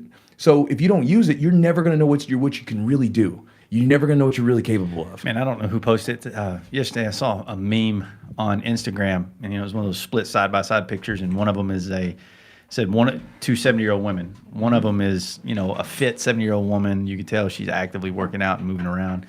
And the other is a 70-year-old woman you could tell is living a very sedative lifestyle, and she's in a wheelchair and ready to kick the bucket. Yeah. So that's true. And I thought about that, and then one of the best shape athletes I have at the gym, she was a runner before she came to the gym and got interested in strength training, is Kat. Kat is 50. Dude, she looks like she's 35. Yeah, and it blows people's mind. That's insane. But she's lived a very active lifestyle, and she got into strength training around 44, so she's been to the gym 5-6 years. And I mean, we took a woman like Kat, who had never done any strength training, and now she is a Kentucky state champion in Olympic weightlifting. Yeah. So I mean, we've done some amazing things. Big thanks to Jimmy2494 for the love. Thank you, brother. Thanks for the blessing. Joe, you had a couple of state or national titles. Yeah, because the meet wasn't to break a national title, you have to do it at one of the bigger meets. And at the time, I unofficially broke the national record for snatch in the masters category, and then there's been a guy that crushed that since then, and I mean, he's one of the best lifters I've ever seen. But I did state. God, I probably shouldn't have, honestly, as many injuries I had, but I went out to state, did pretty good, broke lots of records, and walked away with a title. I had to go up a weight class to do it, but it was fun. All right, so let's do top 5 go-to lifts. Top fives? Yeah, let's do For that. me, Sure, go for it. for me, as far as what I like to do, Do what you like to do, and then maybe what's you feel like may do I well think for I jiu-jitsu. think they're gonna be the same. Well, okay, no, top 5 for me. Then don't it's know definitely that. not gonna be the same. Clean and jerk, snatch, clean and jerk, squat, deadlift, strict press. I think All right. So bench press, squat, deadlift. If I had to I'm gonna go if I only could do 5 lifts. So bench press, squat, deadlift, rows, like Pinlay rows or bent over rows. Yep. And then I'd probably say a snatch, because I like snatches. I think agree it's a with- fun. yeah. I try to think of it like maybe getting each muscle group and then something maybe that's just kind of encompasses all. I mean, of that. and a lot of the exercises you're talking like Pinlay rows and stuff. A lot of portions of those, if you're correctly Olympic lifting, you're getting a lot of that hit. Yeah, you already. are. That's the reason I stay away from some of those. Yeah, because if you're already doing it all the time, there's no reason to. All right. Well, this is a unique one. This is from Trent. He says, Jiu-Jitsu. Aloha, brothers. As someone who loves Jiu-Jitsu and loves cycling, how can I use my cardio from cycling to benefit my Jiu-Jitsu? Any tips? I'm thinking of those bike workouts, man. I got some doozies. Yeah, I like the bike workouts. I like cycling as well. I've got a bike and I ride it around for extra cardio. So, I mean, the thing is, man, it's like this. It's just like strength training. So if you come into jiu-jitsu and you're a pretty strong person, as you learn the techniques and you learned your way through the mat, you're going to be able to figure out how that strength's going to translate to your jiu-jitsu, right? And if you're cycling all the time, you've got this cardio. Once you get your technique down, you're probably going to, once you become efficient with your technique, you're probably going to realize that your gas tank's going to come up, because what happens is as you become efficient with the movements, that's where that cardio that you're building up on the cycling is really going to come into play. Because I'm sure you understand that, you probably were cycling forever and then you get into jiu-jitsu and you're like, God, I'm wearing out in just a couple minutes. Once you kind of get the hang of jiu-jitsu and you kind of understand what you're doing, you become efficient at it, that's where all that stuff like strength and athleticism and cardio and things like that really come into play. And so you'll probably find that with your cardio that you got from cycling, once you get that sort of base of jiu-jitsu knowledge in, you'll find that your gas tank just lasts longer than other people, and then you'll be able to push the pace more and be able to kind of you'll get this feeling, because if you're ever competing or training and you're rolling with someone and all of a sudden you feel like their body lets go, all their muscles just loosen up, they're no longer tense. That's how you know that you're kind of blowing past them. I've had that. I love cycling or like air dyeing, things like that, but intervals. I really like intervals. Well, it's one of the worst workouts I've ever done. We've got a couple of jiu-jitsu guys to do it and stuff, and it's intervals on a bike. Yeah. It's Love it. 6 rounds of 30 calories as fast as you can with as much time as you want to take in between. It's horrifying workout at times, though. Yeah, one of the guys said that you can't train biking for fighting; it's different cardio. Agreed, it is different cardio, but there is a carryover value, but it only plays into effect if you know what you're doing. So, for instance, again, going back to what I was saying, let's say that you were like for instance, like running and cycling and all that stuff. I would always do that for my fights, and my cardio always went up.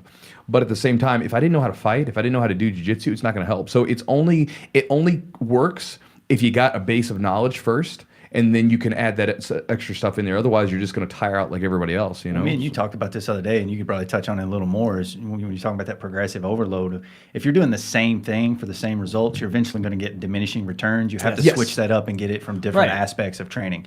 So, yeah, I'm a big advocate. If you want to get your cardio better for jiu-jitsu, you need to do jiu-jitsu. However, you do need, I'm not saying don't, you do need other branches out of, I love our Concept 2 bike that we have, rowing, ski erg, running, anything you can do otherwise, but your primary results should come from rolling. But and there's also, for me, like there's also when you do like a cardio workout, like especially like interval training where you're really like like high intensity training where you're really getting after it, because which to me is going to mimic more of jiu-jitsu. You get a mental aspect where you learn like, man, like, because you get to that point where you're like, this sucks. I'm on this bike, I'm on this rower, I'm running sprints or whatever, and you get the little voice inside your head that says, hey man, you can just stop doing this and it'll be all right. And then you have to will your way through it. And that voice is going to come up when you're in the bottom of side control and you got some big mud sucker on top of you putting his shoulder in your face, and you got to say, I got to keep fighting. So it has a mental aspect that's super helpful. That's such a great point. And a lot of people don't think about the mental aspect of it. But it's a difference between winning and losing in many situations. Everyone's mentally quit before. Everybody's like said, I'm done, like, rolled over and just died. Yeah. That's a great point. I will say my stint in CrossFit, that was the one thing I took away from it drastically, was a lot more mental toughness that I never had before. Michael Sable, thank you for the blessing, brother. 51-year-old white belt. Mobility as we age is key. It definitely is. It should be key at any age, but the problem is that when you're young, you get away with it, but when you're older, you don't. So you have to either, if you want to keep training, you got to do something. So it's not fun or sexy. I don't like doing it until it becomes there's no highlight reel for Instagram for that. there is. You're the most flexible. Good job. We've got Garth Vader. I like that. Thank you. New to jiu-jitsu. Thanks for your white belt tips, vids. Noticing huge improvements, and so are my gym partners. Haven't hurt anyone either. Much love from New Zealand, brother. Thank you for the blessing, and congratulations for the improvement as you've just started your jiu-jitsu training. There was one I had. I just wanted to pull up. Here we go. I got one. This is pretty good. Guam Tech says, Jiu-Jitsu, what do you look for aspiring instructors? Anything you'd recommend to be noticed for the position better? So here's what I would notice, or here's what I would go for. First, do as much jiu-jitsu as you can, experience as much as you can. So I really think about it this, like this little water bottle I have right here, right? It's empty right now. As a person that wants to coach, this is you, and you want to fill this sucker up with as many experiences as possible. So you want to get this thing brimming, to the top with experiences. So this way, when you have people in there, you can actually dole them out to people. The reason a lot of you guys enjoy the videos is because I've screwed up so much stuff and done so much dumb stuff and experienced a lot that I have something to give back to you. If you don't throw yourself out into the fray, right, with whether it be competitions or rolling or really trying new different styles and all this stuff, you really don't have much to give them. And so I'd say that if you want to be a coach someday, you start off by building yourself up. That's the first things first, right? Like if you look at like Joseph Campbell's, arc for the monomyth, right? The hero has to go out into the special world and experience all these different things so that when they come back with the elixir, whatever they have something to give the people, And so you got to do that. And then I would say is when you're like a blue or purple belt or whatever it might be, just ask your coach, hey, listen, I'd really like to help out with assistant coaching or whatever it might be. That's what I did. I was a purple belt, and I asked my coach. I wanted to help teach. Primarily, it was kind of selfish. I wanted to help teach because I heard someone say it makes you better with your jiu-jitsu, and it does. So I wanted to help coach for that point, and then I ended up loving teaching and seeing people get results and knowing that I had a hand in that. And so to that last point, if you want to be a good coach in the last sense, like in your coaching, make sure that you're there not to wow people with your knowledge, but you're there to make people better. What I mean by this is like when you get on the mat, let's say get some white belts, you could show them some really crazy stuff, and it's not going to be useful to them. You might make them go, ooh, they're going to be entertained. But as far as their ability to take that technique out and then use it in rolling the next day and really get some value out of it, it's not going to help them. But if you were to show them the bread and butter stuff, they may not be wowed, but they might come up to you next week and say, hey, bro, like that move you showed me, that stuff worked.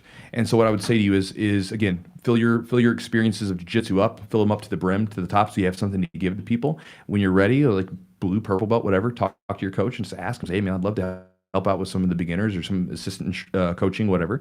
And then make sure that when you do have a chance to coach, make sure that your focus is not on yourself. It's not on you being cool. Definitely. It's not on Guam Tech or whatever your real name is, right? It's about making those people better, because that's when you benefit those people, then they'll value you as a coach. If you're just in there trying to like basically be cool and like show how cool you are with all the stuff you know, like people don't respect that. So I have I can't find it, but it's a question about 1 rep max versus 3 rep max. So they're asking, maybe is a 1 rep max more dangerous, or is it better to do a 3 rep max? I mean, I guess that's kind of a loaded question, but it is, but I guess depends on what you're I'm doing. paraphrasing as well. Yeah, so and I saw that question earlier, and I remember it too. But one thing I'll touch on when doing a 1 or a 3 rep max, you got to think is, why are you doing it? There has to be some type of end result that it's going for, not just to do it. I personally, in my world of lifting, it's based off 1 rep maxes, right? With weightlifting, so everything's a 1 rep max. A 3 rep max does have its place, because it does show some stability and some movements, and as far as you being able to move a certain percentage, like if you're doing it, let's say you're doing a cycle for a 3 rep max, and at the end of that 3 rep max, you did 3 reps for what your old 1 rep used to be. Well, that 1 rep's now changed, right? So now you're going to have to go back and find it. So they both have their place, but as far as safety concerns go, both of them are going to be good and bad. A 3 rep max, you're going to notice a bunch of faults because you're no longer just doing just that one. You could do 1 rep perfect. So by that second one, you're going to be able to see a lot more imbalances. And the third one, you could potentially see a lot of imbalances. Right. And I think that especially with the 1 rep max, your goal with that 1 rep max, if you're doing a structured program, is to sort of like gauge where you're at and then use it for a baseline for the rest of the program. And then you can go back at the end and test again and say, okay, well, where am I now? Kind of like Eugene was talking when he came in with working with that D-ball. I made you, try my fire. We're going to test it. Sure. Skill work, retest it. Well, here's a great example. So you have a guy comes in who's all jacked up, right? Like, let's say the guy can't even he has no knee flexion or something. Sure. You might see where he's at degrees wise and say, okay, you've got X amount of degrees, and here's the exercises I want you to do. Blah blah blah blah. You take him through these exercises for 6 weeks, and you test him again. Oh shoot, you've got more movement now. You now know that you made improvement, right? Instead of guessing. So basically, I think a lot of times that 1 rep max just becomes that baseline. So you have somewhere to start with, and this way you know where you're at. So instead of just being kind of guessing, I think I feel stronger. Yeah. You actually know, and especially with the programming, with the strength training program that we have, it's based around the 1 rep maxes where you're doing a percentage. So each workout's going to have a particular role in it, instead of it just being we're working out hard today. Yeah. We're doing this at a specific thing. So this one's going to be at 70% today, and then we're going to come in next week. We're going to hit this percentage, and then this percentage, and so on. Yeah, because again, it makes it more quantifiable rather than just, am I really getting better? Am I just going by feel each day? And it gives you a progressive chart in order to improve versus going about it yourself. Well, I think people like objective things, like, can you do this or can you not? Or are you getting better or not? Sometimes in certain things, like jiu-jitsu, it could be you train with someone and they're beating you and then you beat them. Right. Possibly that could be something. But in weightlifting or strength training, you basically, can you lift this weight or not? Yeah. Can you lift it 3 times or not? But the one thing that I would say is very similar, because there's so many factors with weight training and even jiu-jitsu you can't control. Sometimes you come in and you just feel friggin' strong, man. You cannot explain it. You're I don't know why, but I'm good today. Yeah. And then there's days where you did everything right. You come in, you're I feel like crap. And you got, even though you've got your program says 85%, you're I can't do 85% like I was doing normally, so you got to adjust it. Jiu-jitsu is the same way. Some days you come in and you are on fire, bro, and you have no reason to know why. And then there's sometimes you get on the mat and you're like, you did all the right things. You ate your pre-workout meal. You get to the gym. You got a lot of sleep the next day, and then you just get whooped. And you're just playing through your head like, what did I do different? Did I eat this? Did I do that? Did I not and on stretch? those days, is it because I trained over here? And on those days, you find the love for training just for training's sake. Yeah. Well, we talked about Chewy. I think you guys may have dabbled in this, the heart rate variability. Yeah, HRV. Do you all still use that Sometimes. at all? I Do you think don't. that's a predictor? Like, because they say if your heart rate is certain, or your variability is certain thing, when you wake up, you shouldn't lift or something like that. So with me, it was a good indication of how to take my days so that I could train more often. So I can see it working for some sports, but for what I was doing with competitive CrossFit at the time, because the way competitive CrossFit worked, it didn't really, I would ignore my HRV and do it anyway. So. You know, one of the interesting things I noticed about my HRV was that what would tank. We both realized this. What would tank my HRV the most was not working out. It was food. Yeah. So like if I went out and like drank, or if I went out and ate a really bad meal, my HRV would be in the hole. I could go out and like literally have I could do like 3 sessions, like 2-hour jiu-jitsu sessions and 1 like lifting session. Yeah. And the next morning I'd be fine, right? As long as you ate healthy and stretched and did recovery, you'd place between that 7 and 10 range. And you could take a couple days off, right? And then eat a bad meal, and your HRV next morning be like In the hole. 4. You're Yeah. like, oh my God. You get this alert on your phone. You should not work out today. And, Wow. We got a question here that I just wanted to get this one out of the way. It says, this is from Traveling Leaf, and she's a female, and she says, where is it here? It's for the program, I think. She's asking about, let's see. Where is it? Oh, here we go. I think it's Susanna. Okay, never mind. She says, so I'm new to weight training and was wondering if your strength training program works for the same for jiu-jitsu, for female jiu-jitsu practitioners. Susanna, so, I really don't think that weight training changes female to male very much. I mean, one of your jiu-jitsu, your purple belt, Madison, who didn't, Brittany just started lifting. Yeah, Madison was doing some strength training on her own, really didn't know what she was doing, and she was posting some videos, and I told her we was getting ready to start this cycle, make sure she came to class. Man, she's strong. She is super strong. She picked up on the techniques quick. Yes. Lifting in general works with regardless of the sex. It really does. The only time that you have to change or manipulate a movement is if it's injury. Like that's I can't think of, off the top of my head anyway, I can't think of a single movement I wouldn't have a male do that I wouldn't have a female do. I'll say it like this: there may be some, like, I guess if you could get off into some of the weeds or something, there may be some physiological differences that maybe could call for something. But if you're just brand new to training, a basic program is going to work for you well, whether you're male or female. It's not going to matter, because again, one of the things, this is just, I don't know if this is a big thing for you.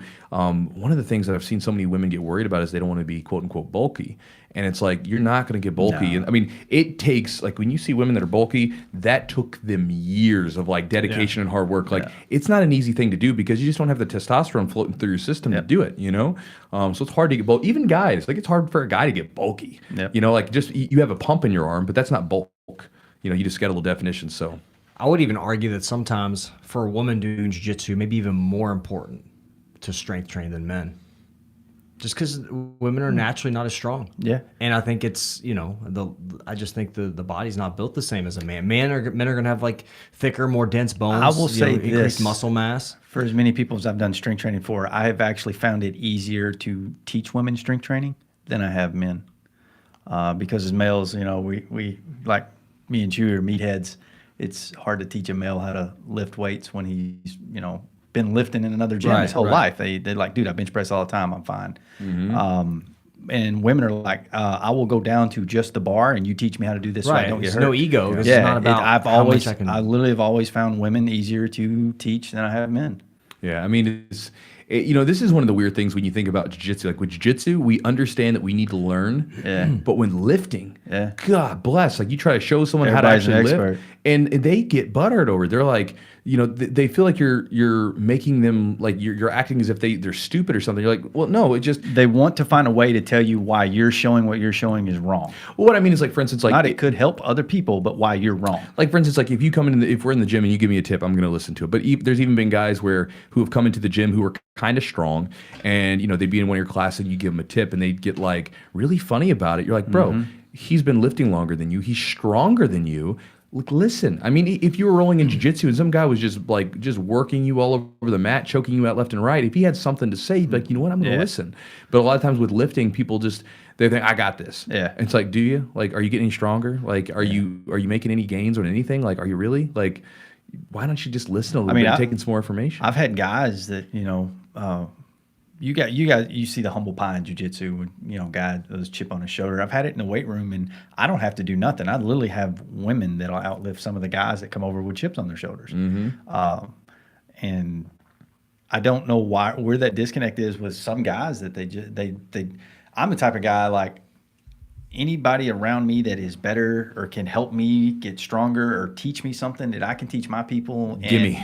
Yeah. Gimme. Like, I'm all the time watching YouTube videos and talking with other people. Like, I have an Olympic weightlifting coach that helps me with the Olympic lifts, man. And I'm all the time soaking up information from him, not to just improve myself, but those around me as well. I mean, it could mean like if people have been lifting for a long time and you come in and you correct them, they may feel like what they were doing is a waste of their time.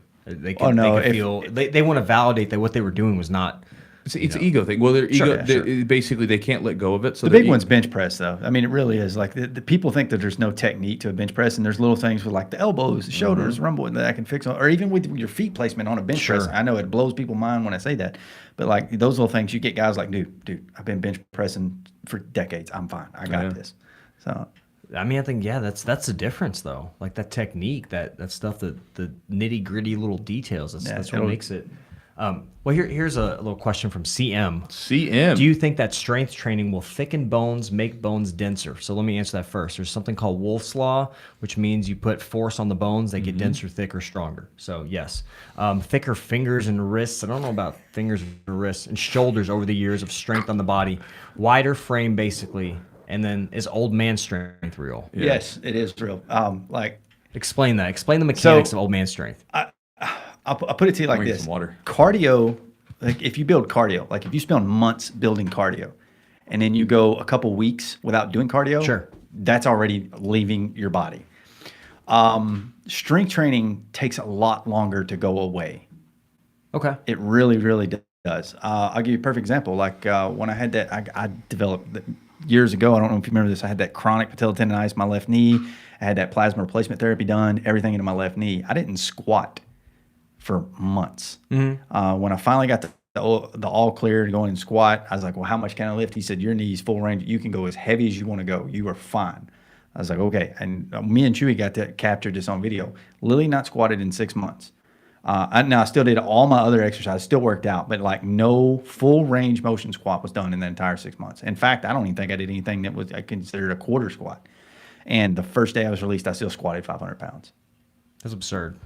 So, and that's just an example of me, but like there's all these studies go. That's the reason it's called old man strength, is like the older you get, the harder it is to build cardiovascular. But the bone density, like he's talking about, the actual muscular structure of the body is still there. Right. Strength will stick around long after cardio goes away. Yeah. No, I mean, I agree. And I think like also you've as you're older, you build these movement patterns. And like, I think a lot of it, you didn't lose the technique of lifting a certain lift. Yeah. You were able to do that. And so you had the technique. So somebody else that relied maybe more on strength and less on technique. I mean, part of it also may be society in general, because the older we get, the more we don't want to do cardio and the more we'd rather just like, I don't like doing cardio. The more I need it. That's one reason I prefer to do jiu-jitsu with you guys, is for cardio. Well, it's fun. That's why a lot of people get into jiu-jitsu, is because it's fun. Yeah. And you all right? Yeah, I mess with people. Yeah. Keeping it weird. That's what I do. I keep it weird. Keep it interesting. So this is from CM. I climb and do BJJ, blue belt in BJJ. I get way more injuries in BJJ than any other sport I have ever done. Yeah. It is a combat sport. At Kristen Leak. That's who said it. Well, the thing is, I don't know what that means, but Kristen Leak, I don't know who that is. But what I'm saying is, yeah, you're adding if you're climbing a rock or climbing whatever, you are climbing that. That rock is not going to move on you or do something. It's a dynamic element with a static element. Exactly. You know where that grip's going to be. Yeah. You know, it's not going to move on you. So, well, it's like me and him were talking about with the strength training program is the simple fact that, you know, if you research a lot of YouTube videos now, it's all, this is functional for this sport. This is functional for this sport. You can't make weightlifting functional for jiu-jitsu because the body is going to move and torque in different manipulations that the body doesn't. There's no way to duplicate that in a weight room and still lift safe and get results out of it. So the trick to do is perfect strength training to make you better on the mat. There's really no way to duplicate it so that it mimics what's going on that mat. Well, and I think you shouldn't. We talked about that maybe there's a time to do it, maybe when you're closer possibly, but maybe it's not even necessary at all. See, I think the only thing that you would maybe do is as you get closer, you may lay off the heavy strength training and start to do like a lot of like movement stuff. Like maybe you do a lot of things to like, you know, make your footwork faster and things like that. But as far as actually like doing something to strengthen up a particular muscle that you're going to use, like there's no need for that. Yeah. You know, I think that, you know, the biggest thing that jiu-jitsu, that your strength training should be doing if you're a jiu-jitsu practitioner is to strengthen the whole body as a whole and to really pay attention to those weak areas like your upper back, your hips, your the hip extenders, those things, because those are the muscles that get no play in jiu-jitsu, and they're the muscles that typically cause the chronic injuries that everybody runs into, like your hips being weak, run into knee issues, but lower back issues, groin issues, upper back issues means that your lower back's getting taxed more. You run into more shoulder issues because your shoulders are always out of place. So I mean, it's like a lot of times if you really identify what the chronic injuries are in jiu-jitsu, they almost always play into the pattern problems that people are having in jiu-jitsu. I mean, it's overload or overuse issues, and you're not getting those other muscles like you said. They're getting some function, but not nearly as much. I mean, the use of you know, your outer glute versus like your inner glute or your adductors. I mean, you're always squeezing. Triangle choke. What's triangle choke? It's all about guard, closing the pressure, like closing the space. Everything's squeezing. Like one of the main, because you know, I watch everything Chewy does. His Instagram, his questions, his Q&A. I don't know of one. I mean, if we look through the questions on here vigorously, I guarantee that one of the questions is already in there or on his YouTube waiting on him or something, is about grip strength training. Yeah, we had one. Oh, okay. See, it was already there. And like, I'm not a big advocate of direct grip strength training. Like, I'm more of work that through, you know, do some deadlifts, do some pull-up. Your grip is going to take it's going to get stronger through doing those movements already. Yeah, I think we talked to Daniel Strauss the other day, and I think that, you know, the only thing that you may do, and I've done this before, is that when you know, you do the opposite of like you might work on the muscles that do other things that you're not doing in jiu-jitsu, so you don't run into tendonitis. Yeah, and he's the one who opened me up to that too. Is like I was having some problem in my wrist, right, and we did a wrist warm up video. And Eugene was talking about how, you know, I'm always in flexion and not going to extension. So my warm-ups, we started, you know, the one where I would press here, and now I'm taking my wrist this way. And, man, that's helped out drastically. Well, just, you know, you just have to, it's all about symmetry. We talk about it all the time. So let's actually talk about you guys just released your strength training product. What is it called, first of all? So we came up with the name Grappling Power Program because it's basically, I mean, you're building strength and power. That's the big focus. So the way that the program came about was Joe and I have been wanting to do this because we look at our jiu-jitsu guys and a lot of them don't know anything about lifting, and we were like, dude, we need to get them in there. So Joe came up with a program for them. He came up to me, he was like, what are the problem areas you guys have issues with? I gave it to him, and he came up with a program for them, and he took them through a 10-week strength training cycle. Yeah. And then it worked out great because when we ran the whole gym through the 10-week cycle, it was on a 3-day split. And the way we worked it is it gave us time to see what works in the program, what doesn't. You know, our gym, like even once we finished the program, how people can do it in our gym with our setting versus traditional gyms and their settings. But it gave us time to edit the program, making sure it fit the time restraints at most jiu-jitsu. I mean, one thing, a common thing with jiu-jitsu guys that want to do strength training is they say they don't have time. So I got to make it, you know, accessible for their time. But we troubleshooted the program through the entire gym.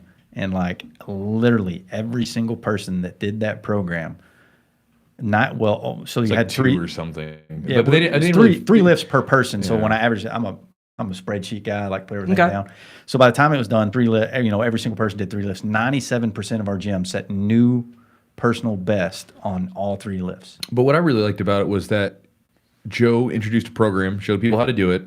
And a lot of the people that were never into weight training before are doing it now. Like we'll come in the mornings and like the 10 a.m. class or whatever, like where they're lifting weights, dude, it's packed. It's like packed with like anywhere from 10 to 20 people, mostly jiu-jitsu people that are in there lifting weights, getting stronger. So they learned a love for it because they found out how to do it. And there really is something to it. Like imagine like in jiu-jitsu when you get your first sweep or submission on someone, you're like, oh, that felt good. It's addictive. And then you go into the gym, you put up new weights and you feel stronger. You maybe take your clothes off and go, man, I don't look so bad right now. Those look pretty good. That's addictive. It's continuously growing. And the best part is just talking to some of the guys after, they've been doing it for like a month, just a month. I usually wait about a month and I'll talk to them like, how do you feel different on the mat? Like, oh my God, I feel so much stronger. Like some of those guys, as aggressive as they already are on the mat, like I'm thoroughly like Kevin. Kevin's a guy that was already like super aggressive on the mat. Yeah. So putting a barbell in his hand and actually putting some strength on him, some compound strength is exciting for me because I want to see what that guy can do then. Yeah. And I think that, for most people, if they're listening to this, like if they're interested in that sort of thing, the program's designed around, some of the big threes. So basically bench press, squat, deadlift. But where it really kind of plays, I guess, a role for jiu-jitsu practitioners is going to be in the priming exercises and the auxiliaries. Yeah. So the priming exercises Joe put together are both to activate the muscles necessary for those movements. And then afterwards, it's also, or not just afterwards, but during also to correct the imbalances. So for instance, before you squat, you might be doing some hip bridges or glute bridges, right? So stuff to activate the muscles that are used with hip extension, things that jiu-jitsu guys never get, right? That's a muscle that they need to work on. And so it's worked in both the priming to help their squat, but it's also helped or added in the auxiliaries with different auxiliary lifts that are going to help with their hip extensions, things like that. And so it's basically about building a well-rounded, strong body. And it's, the one thing I dig about, because I'm using the program right now because I wanted to go through it. And it's simple. Like, so basically it's lifts that you probably know. We'll have some videos out to go with it that'll probably help you out a bit. But it's stuff so it's nothing complicated. It's nothing that you're not going to be able to find in your local gym. But it's like the way, like when I teach a jiu-jitsu technique, I like to keep it sweet and simple. Give you something to use, now go do it, right? Go take action. And the program is the same thing. It's not like crazy complicated. It's really short, sweet, 45 minutes to an hour. It's short, sweet. You get in, go do your workout, and you can immediately start doing it rather than saying, man, this program looks complicated. Yeah, that was one of the things I tried to stay away from when I programmed it because, over 2 decades now working on stuff like this, and I'm not a fan of when people try to reinvent the wheel with nuancy, like weird stuff that, it could work. I'm not saying it won't, but like, sticking to the basics, like even when you're teaching jiu-jitsu, sticking to the basics, how much does that improve somebody over teaching them some Can't go wrong with basics, fundamentals. Yeah. So like, it's get in, get done, get out. Like even in the morning and like, even in the morning group, like when they come in, if I'm there, I'm like, hey, I'll literally go around the room. Are you doing jiu-jitsu this morning? Are you doing boxing? I'll ask them, okay, great. You should stop here. If you want to come back and do the accessory later, that's fine.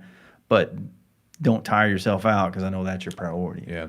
And I think that, for most people that are going to be getting this program, if you're an expert lifter, you're probably not going to get a program. You probably know how to make one. Yeah. But for those of you that like, which is what I've encountered, a lot of people in jiu-jitsu, they don't like lifting weights. Like a lot of people got into jiu-jitsu because they hate working out. Yeah. So they were like, ooh, working out's fun when I'm rolling around with someone, right? Yeah. But then they realized that, man, there'd probably be a benefit to this if I lift some weights, but then they don't know how to. And so, that's why we create it for our guys first. We already test ran it, and then we're basically releasing it because Joe and I on a daily basis for both of us, online get asked questions like, hey, what kind of strength training program should I be doing all the time? It's like I was thinking about this 3 years ago when I first started getting a following on YouTube. I was like, man, like I get asked that question so much because I just like lifting weights. Yeah. And so it's one of those things where like I feel comfortable with Joe doing because he knows so much more about training than I do as far as weight training goes. He knows so much more. And so, he already test ran it. So it's been battle tested. I'm going back to it myself right now. Like I tie it in with my Olympic lifting. Like this is the 3rd time I'm going through it. So how where can people get it? How can they get it? I'll put a link in the group. I don't know if links work. I don't think they work. So yeah, it's on the Chewjitsu. Yeah, you can just copy that link if you want to. But if you go to if you go to my Instagram, it's there. I'll post it up in the community group here in just a second. You guys can get it if you want to. Like I said, if you guys want to, you can get that. If not, I posted a link for Joe and I did like a strength Q&A, which talks more about the program, but it also just gives some helpful strength training tips. So that could even be helpful if you're trying to design your own program because we talk about some of the muscle imbalances and things like that. Was it like the ebook that you guys sent out? Yeah, the one we just put out. Yeah, and where can people get the ebook? ebook if they The want ebook, that. if they're listening on YouTube, they can do. But just go look at my stuff, you'll find it.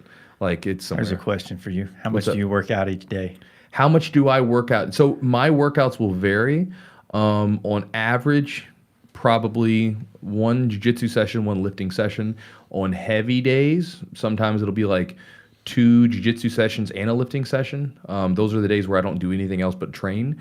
But I mean, it really depends on the day because again, I have to fluctuate them a little bit. So I try to undulate my days where, like, if I have a really hard day, like I train 2 jiu-jitsu sessions plus a lifting session. The next day is probably going to be rest or 1 session, and then the next day will be another 2 hours. 2 separate sections. So do you do like I used to?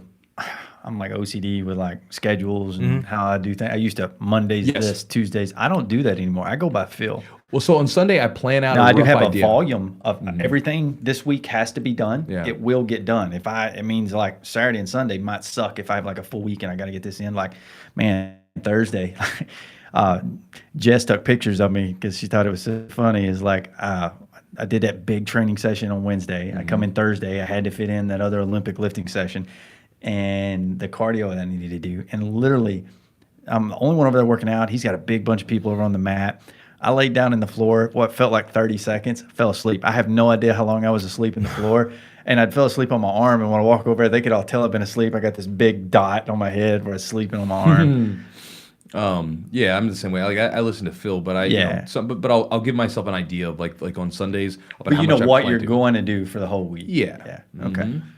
As far as my weightlifting, I try to get jiu-jitsu in. If I can get 3 days a week, that's ideal, but I don't think I've gotten 3 days a week in a long time. I'm trying to commit jiu-jitsu. right now to 2. God, if I could do 3, it's This like my week sweet with spot. getting this product and everything released, I've only Yeah. got 1 in this week. But I'm trying to give everybody 2 because I just have fun hanging out with Do you the guys recommend, so, and it's probably individually dependent, to do the strength program on, is it a daily program or is it, how's it structured? So exactly? when I program for people, it's just like I talked about just now. And I have a lot of guys that I do personalized programming for, and I tell them the same thing: is I'm gonna, however many days you want to train that week, I will program that many days. Okay. But it's not a Mondays this day, Tuesdays this way. You have 4 workouts to do. Do them when you can fit them in. Like telling someone like. Mine and his schedules are so sporadic. Like I'm done with like telling him I'll be in what day. Now I just text him in the morning and be like, I got this. We just do what we can. Yeah, it's just I fit it in where I can. I got this to do and this to do. But like like right now with this program, for example, is a 3-day program. Okay. Fit in that 3 days where you can. If most people are going to do a Monday, Wednesday, Friday routine. If you want to do Monday, Tuesday, Wednesday, great. Whatever you can to fit it in. But I don't like programming from somebody and telling them you have to do this Monday, you have to do this Wednesday, you have to do this. That's not realistic. It's not how people train because there's always going to be something come up. And the problem is when something comes up and you miss a workout and you're on a program, now you feel guilty that you missed that workout. And then people get caught in this loop of, do I have to go back and do this day before I go back and do this day? No, just get the volume done in that week when you can fit it in. Right. That's good. Well, that's a great, I mean, yeah, that seems to help with the flexibility of Yeah, getting like it done.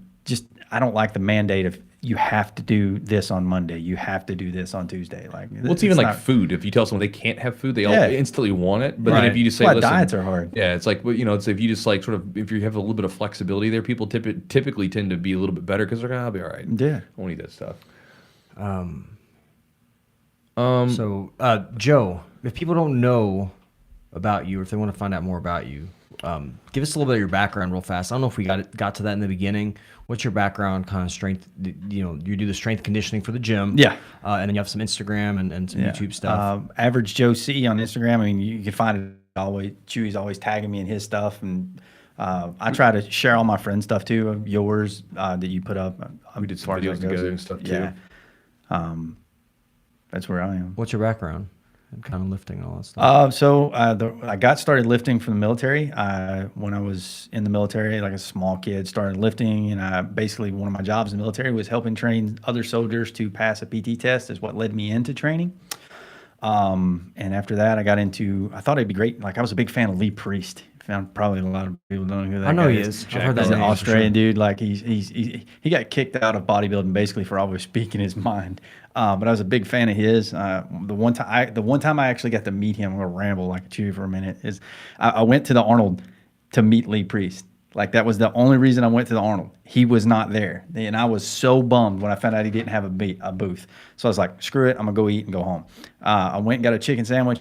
I backed up and bumped into a guy. Turned around and said, "I'm sorry." It was him. I was literally like, first time in my life, I was like starstruck. I was like, no. The crazy part is I told him how I was there to meet him and how I felt bad.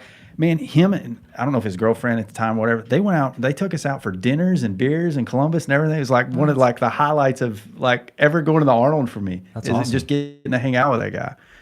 But you know, bodybuilding after that didn't work out the way I hoped to. I went into competitive CrossFit. A lot of good lessons from that. A lot of bad lessons from that. And then even when I was in CrossFit, the only thing I was a good CrossFitter. I was just known for being strong. Well, you weren't bad at it, but your strength was much more. It's like every competition I went to, it was, oh, there's a strength event, Joe's gonna win. We'll see how the rest goes. And it was because I'd play so high in the strong events, I'd play so high in rankings and everything else.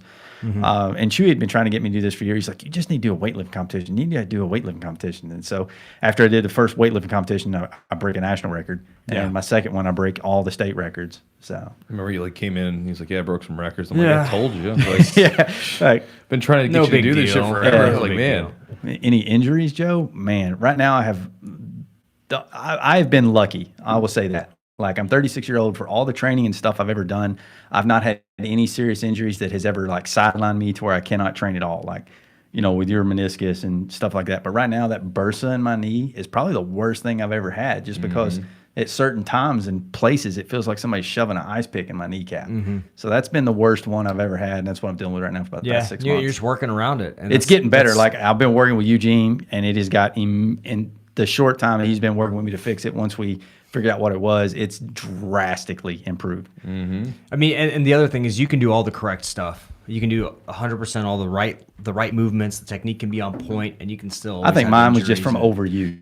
Yeah, it really was. I was squatting like 3 and 4 times. Yeah, I was squatting 3 or 4 times a week, and on top of those squats was, you know, clean and jerk, snatches, and all the other movements I was doing. So I just had to back off. And the beautiful thing is you still lift and work out, but you just work around. You do certain other things, like you said, things that are going to still help, you know, your lifts. You know, help you stay strong, and you just work around it. Yeah. Chewy. It's hot in here. It's toasty. Yeah. It's summertime too. So. All right. So where can they get your thing? Tell them. So if you guys would like to get the strength training program that Joe and I came up with, primarily it was Joe, but I had some. I had some. He had a lot to do with. Well, I was mainly getting into it, like, hey, Mr. Humble over here. Jiu-jitsu guys need to have this stuff because their backs are messed up or whatever. But if you guys want to get it, you can either go to Instagram. The link's up there now. You can check back on any of the stuff that I put out. You'll check it out like on Facebook or check out on the emails or any of that stuff. It's going to be out in the probably next 20 minutes or something. So check it out. And, you know, again, if you're interested in being a little bit stronger on the mat, being less prone to injury, all that kind of stuff, then it's something you should definitely check out. I do try to get to all the questions. So if I didn't answer one that somebody had here and they want to send it to me, I'll be more than happy to get to that as well. And Joe's got a YouTube channel as well, and it's fantastic. And he does a lot of videos on there. You're actually working with. If you go to Chewy's channel, he's got me and you and Chad all featured in his. They can click on it. It'll take me. And there's a couple of videos of you and I lifting together too. Yeah, and then you're always like, you did that one thing which blew me away was you're working with one of our brown belts, older guy, a little bit older, Eric Fleener, who had some shoulder issues, and he did a couple things to correct it, and it was just perfect. He was actually nervous to do because he's going through this program right now. He was nervous to do strict press, like extremely nervous, because he was talking about how it always hurts him.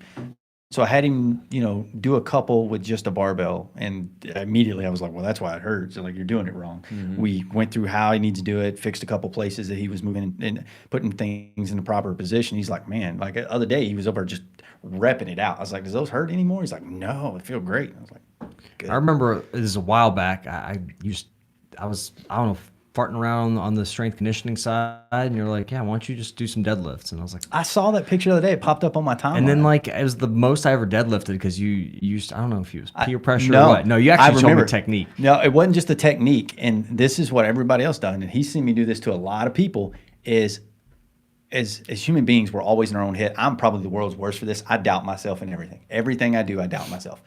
But when you don't tell someone what's on the barbell and you just have them lift and going through the motions and teaching them, they always lift more. And then when they're done, you tell them, they're like, what? They're like shocked by it. So, I mean, I remember doing that too. I've done it to Ryan Spartan. I've done it to him. Eric Fleener, who, when we started this program, he didn't have a PR at all on deadlift. And I didn't tell him what was on the bar, and he pulled 405. He thought he was going to finish it like 315 or something. Yeah, just by not telling people, just like, hey, add this. Like, you watch the form, like when you've been training people a long time, you start to notice by their technique how much weight you can add to a bar before they start to move in a different position. So I'd be like, all right, add 15s to the bar. All right, add 10s to the bar. And we're going up slowly and tweaking little things. And 405, he's like, I was like, all right, you're done. We're going to cut it off there. You know, once safety goes out of the window and it's no longer a movement they should be doing, you stop them and 405. Yeah, I think you're actually touched on that 1 rep max versus 3 rep max. As long as you're doing it safe, I think they're both. It's safety. You have the proper mechanics. Learning technique. Yeah, unless you're like a competitive lifter and it's like you're at the actual competition, you don't want to be trying to like rounding your back and going crazy on like a deadlift and possibly injuring yourself. Because what do you get from it? Nothing. Look, you get a couple weeks at home without training. Yeah. I mean, jiu-jitsu guys, the one thing I will say about them, and most people with weight training always look for reasons not to train. Like, I'm talking about people that just do weight training, like going gym hoppers, they just go to the gym. They're always like, I got to feed the dog. I can't go to the gym. Jiu-jitsu guys are always looking for ways to stay on the mat longer. Injury prevention, warm-ups, cool-downs. But yet when you mention street training, they're like, no, we don't do that. We don't lift weights. Well, there's so many misconceptions with like for instance, like it's going to make you like unflexible, and it's like one of those things where if you work through the movements correctly, you'll probably I know that like since we've worked together on some of the stuff that I've been doing, I've gotten more flexible in some of the positions. Like I have a better squat. My back doesn't round when I deadlift anymore. My hips are more pliable. Like, I mean, there's so many misconceptions with it. So they think, oh, I'm going to do strength training and it's going to make me worse. Like, no, man, it's going to make you stronger. We go back to the point of building muscle symmetry. You're putting those muscles, they're not like fighting other muscles. Like they're actually able to move properly the way they're supposed to. And then when you do that, those muscles don't feel like, some people have tight hamstrings, or with jiu-jitsu you have tight hamstrings, and then they have tight hip flexors, and then you have that whole thing where you're kind of fighting those muscles. That's the hardest part with strength training, especially like me and you post a lot of videos on Reddit, and there's always an expert that tells you why you're doing this wrong. And always never fails. Never fails. Just a hint though, if you drop Chewy's name on a jiu-jitsu Reddit post, everybody will agree with you. If you tell them the sky's pink, Chewy said this, and they'll agree with you. It's hilarious. It's popular. But with strength and conditioning, there's just so much gray area. Okay. Like that's the thing, is you can't live in absolutes with strength and conditioning. It is not black and white. There is more gray area, and you have to live in that gray area. And, there's not one way to deadlift. There's not one way to squat. There's not one way to snatch. There's not one way to do an Olympic lift at all. Like you're going to have to find what that person's feet movement patterns need to be like, or their hip placements might be like, or maybe they had shoulder surgery or a meniscus surgery in the past, and now you got to teach them to lift a different way. Or, maybe this template has exercises that I literally feel with every inch of my soul will benefit everybody. Sure. But there may be people out there that have other imbalances, and we can further help them with some personalized programming to perfect those, because they have a unique situation that they need additional help on. Here's one. This guy says, you say jiu-jitsu athletes don't get much hip extension, but this is false in my opinion. Hip bumps. Okay. So think about this. Think about how long you hold those hip extensions, okay? You might do, like, if you have an arm bar, you might have a chance to do it. If you do a hip bump, you might have a chance to do it. Now, compare that to just the sheer amount of time that your knees are up to your chest in hip flexion. So just think about it, how long you might hold a guard position compared to how long you actually go for an arm bar when you have a hip extension. So we do have hip extension, but at the same time, it's very, very, like, if you compare it, it's dwarfed by the amount of time that we're in hip flexion, and with its abduction, with the knees coming, or adduction. So between adduction and hip flexion, we're constantly pulling things in. If we're in, a guard position, our knees are up to our chest, we're in hip flexion. If we're sitting in, in friggin' like butterfly guard, rounded back, hip flexion. I mean, it's just constant. So we hip extend to a degree, but it's not nearly as much as it needs to be. So what ends up happening is those muscles that the hip flexors become incredibly strong. In contrast, so do we have hip extension? You do, but when you compare them to the sheer amount of power that you have in your hip flexors, like one of the things that you'll notice if you go with a jiu-jitsu guy, like their hip flexors are scary strong. Like they can do some crazy stuff with them because of how strong they are, but their hip extenders are not very strong. You can compare this with someone. You can literally take someone that does jiu-jitsu and get them to do a hip extension exercises, and they're weak. They can't even fully, like if you watch them do, for instance, a bridge. like this is something I had trouble with. They won't even be able to fully engage their glutes, which is like you can't do even a full hip. You can armbar someone, but you can't even do a full extension of the way the human body is actually designed to do. You can't even engage your quad or your, from your a glutes. strength training perspective, like just taking his comment, I'm not saying Yeah, of course. If you're taking if all you're doing, if you're using that bump for a hip extension and you're thinking that's proper training for a hip extension, right? I'm not saying you can't get benefit from it, but then you're going to start to develop imbalances because now you have no eccentric loading. You just got that burst speed. So if you take somebody who thinks that their hip explosion on a mat, like you're going to see that in this program too. If you take someone that they think, oh, I do a lot of jiu-jitsu, my hips are strong, and you make them do a single leg hip extension, oh man, you're going to see. I'm bad for this because I have one side that's strong on a hip extension, and the other side, like Eugene was actually making fun of me for it, like how I would wobble. I have to do a single leg bridge, and it'll show imbalances it shows quick. stuff, It really will. And that's because I wasn't doing enough eccentric loading in my training. And same thing you're touching on. So that has to be added into a program in order to benefit people to grow. Well, look at outside of jiu-jitsu. What do we do all day? We sit. We eat. We sit. We drive. We sit. You know, we're sitting. So like your body's not meant to sit all day. Like it's just not the way it's supposed to be. So besides just the jiu-jitsu aspect, take the everyday person. That all they do, I'll go to my 9-to-5 job and I sit in a cubicle. Yes, sir. Well, not everybody, but and the other thing is, look, here's an example. Like take time. How, like you said, look at guard. Somebody's in your guard. How long are they in your guard versus how long are you hip escaping or bridging up to get them off of you and mount? Yeah, I mean, if you were just literally report like time, like a second. Yeah, second, whatever. Because in like Joe's saying, it's all concentric movements, not eccentric. You're not holding concentric that is bridge. the shortening. Eccentric is the lengthening. Right. So concentric is the like, activation. The activation. So if you think of concentric when you're pushing the bench press like off of you, that's concentric. When you're lowering that's the eccentric. And so a lot of times, again, it's one of those things where it's just lopsided. I know that when we started doing the hip walks, I remember like being blown away. Like the banded walks? Yes. When I started doing those banded walks, which is abduction, I started doing those, and I literally was having cramps inside of my legs because those muscles were so like they weren't turned on.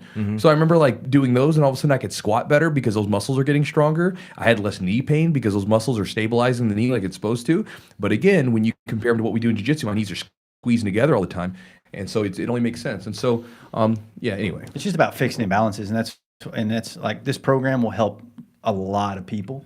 And there's going to be people that we can help individually as well with more personalized programming because of the fact that they're going to have imbalances that this program may not be tailored to. Yeah, and some people's imbalances are going to be more noticeable versus less. Some people naturally may have certain positions that they're stronger in, and that's okay based on your build and a bunch of other factors. So guys, I think that's a wrap. I hope you guys had fun. This is Joe, by the way, so you guys know him now. If you didn't know him already. I'm usually the one trolling the chat.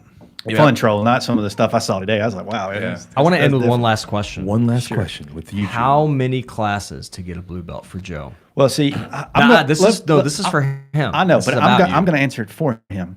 That's not your decision. One, ever. I don't want one. Don't Two, care. I know he says it too. But every time you guys tell me I'm close, what happens? You've been close for years. Honestly, think about it. What happens every time you tell me I'm close? Joe, he doesn't come back. I don't. Show up. I take it because I know Chewy. He does not give a belt to anybody that does not train consistent. So I just go MIA.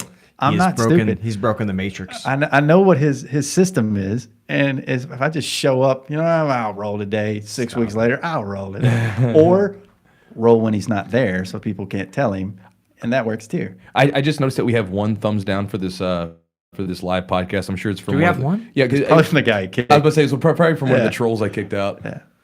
But I did see just to end it on this, I did see a few more questions about people coming into town. Guys, anytime you are in Louisville, Kentucky, and you need a gym to train at, come on down. Me and Chew will be there. Drop in, say hi, and you are more than welcome to come in and train. Come on and train with us. Hey. You can lift weights with Joe. All right. And you can roll with me over on the mats. Oh, that sounds fun. Give you that sultry voice.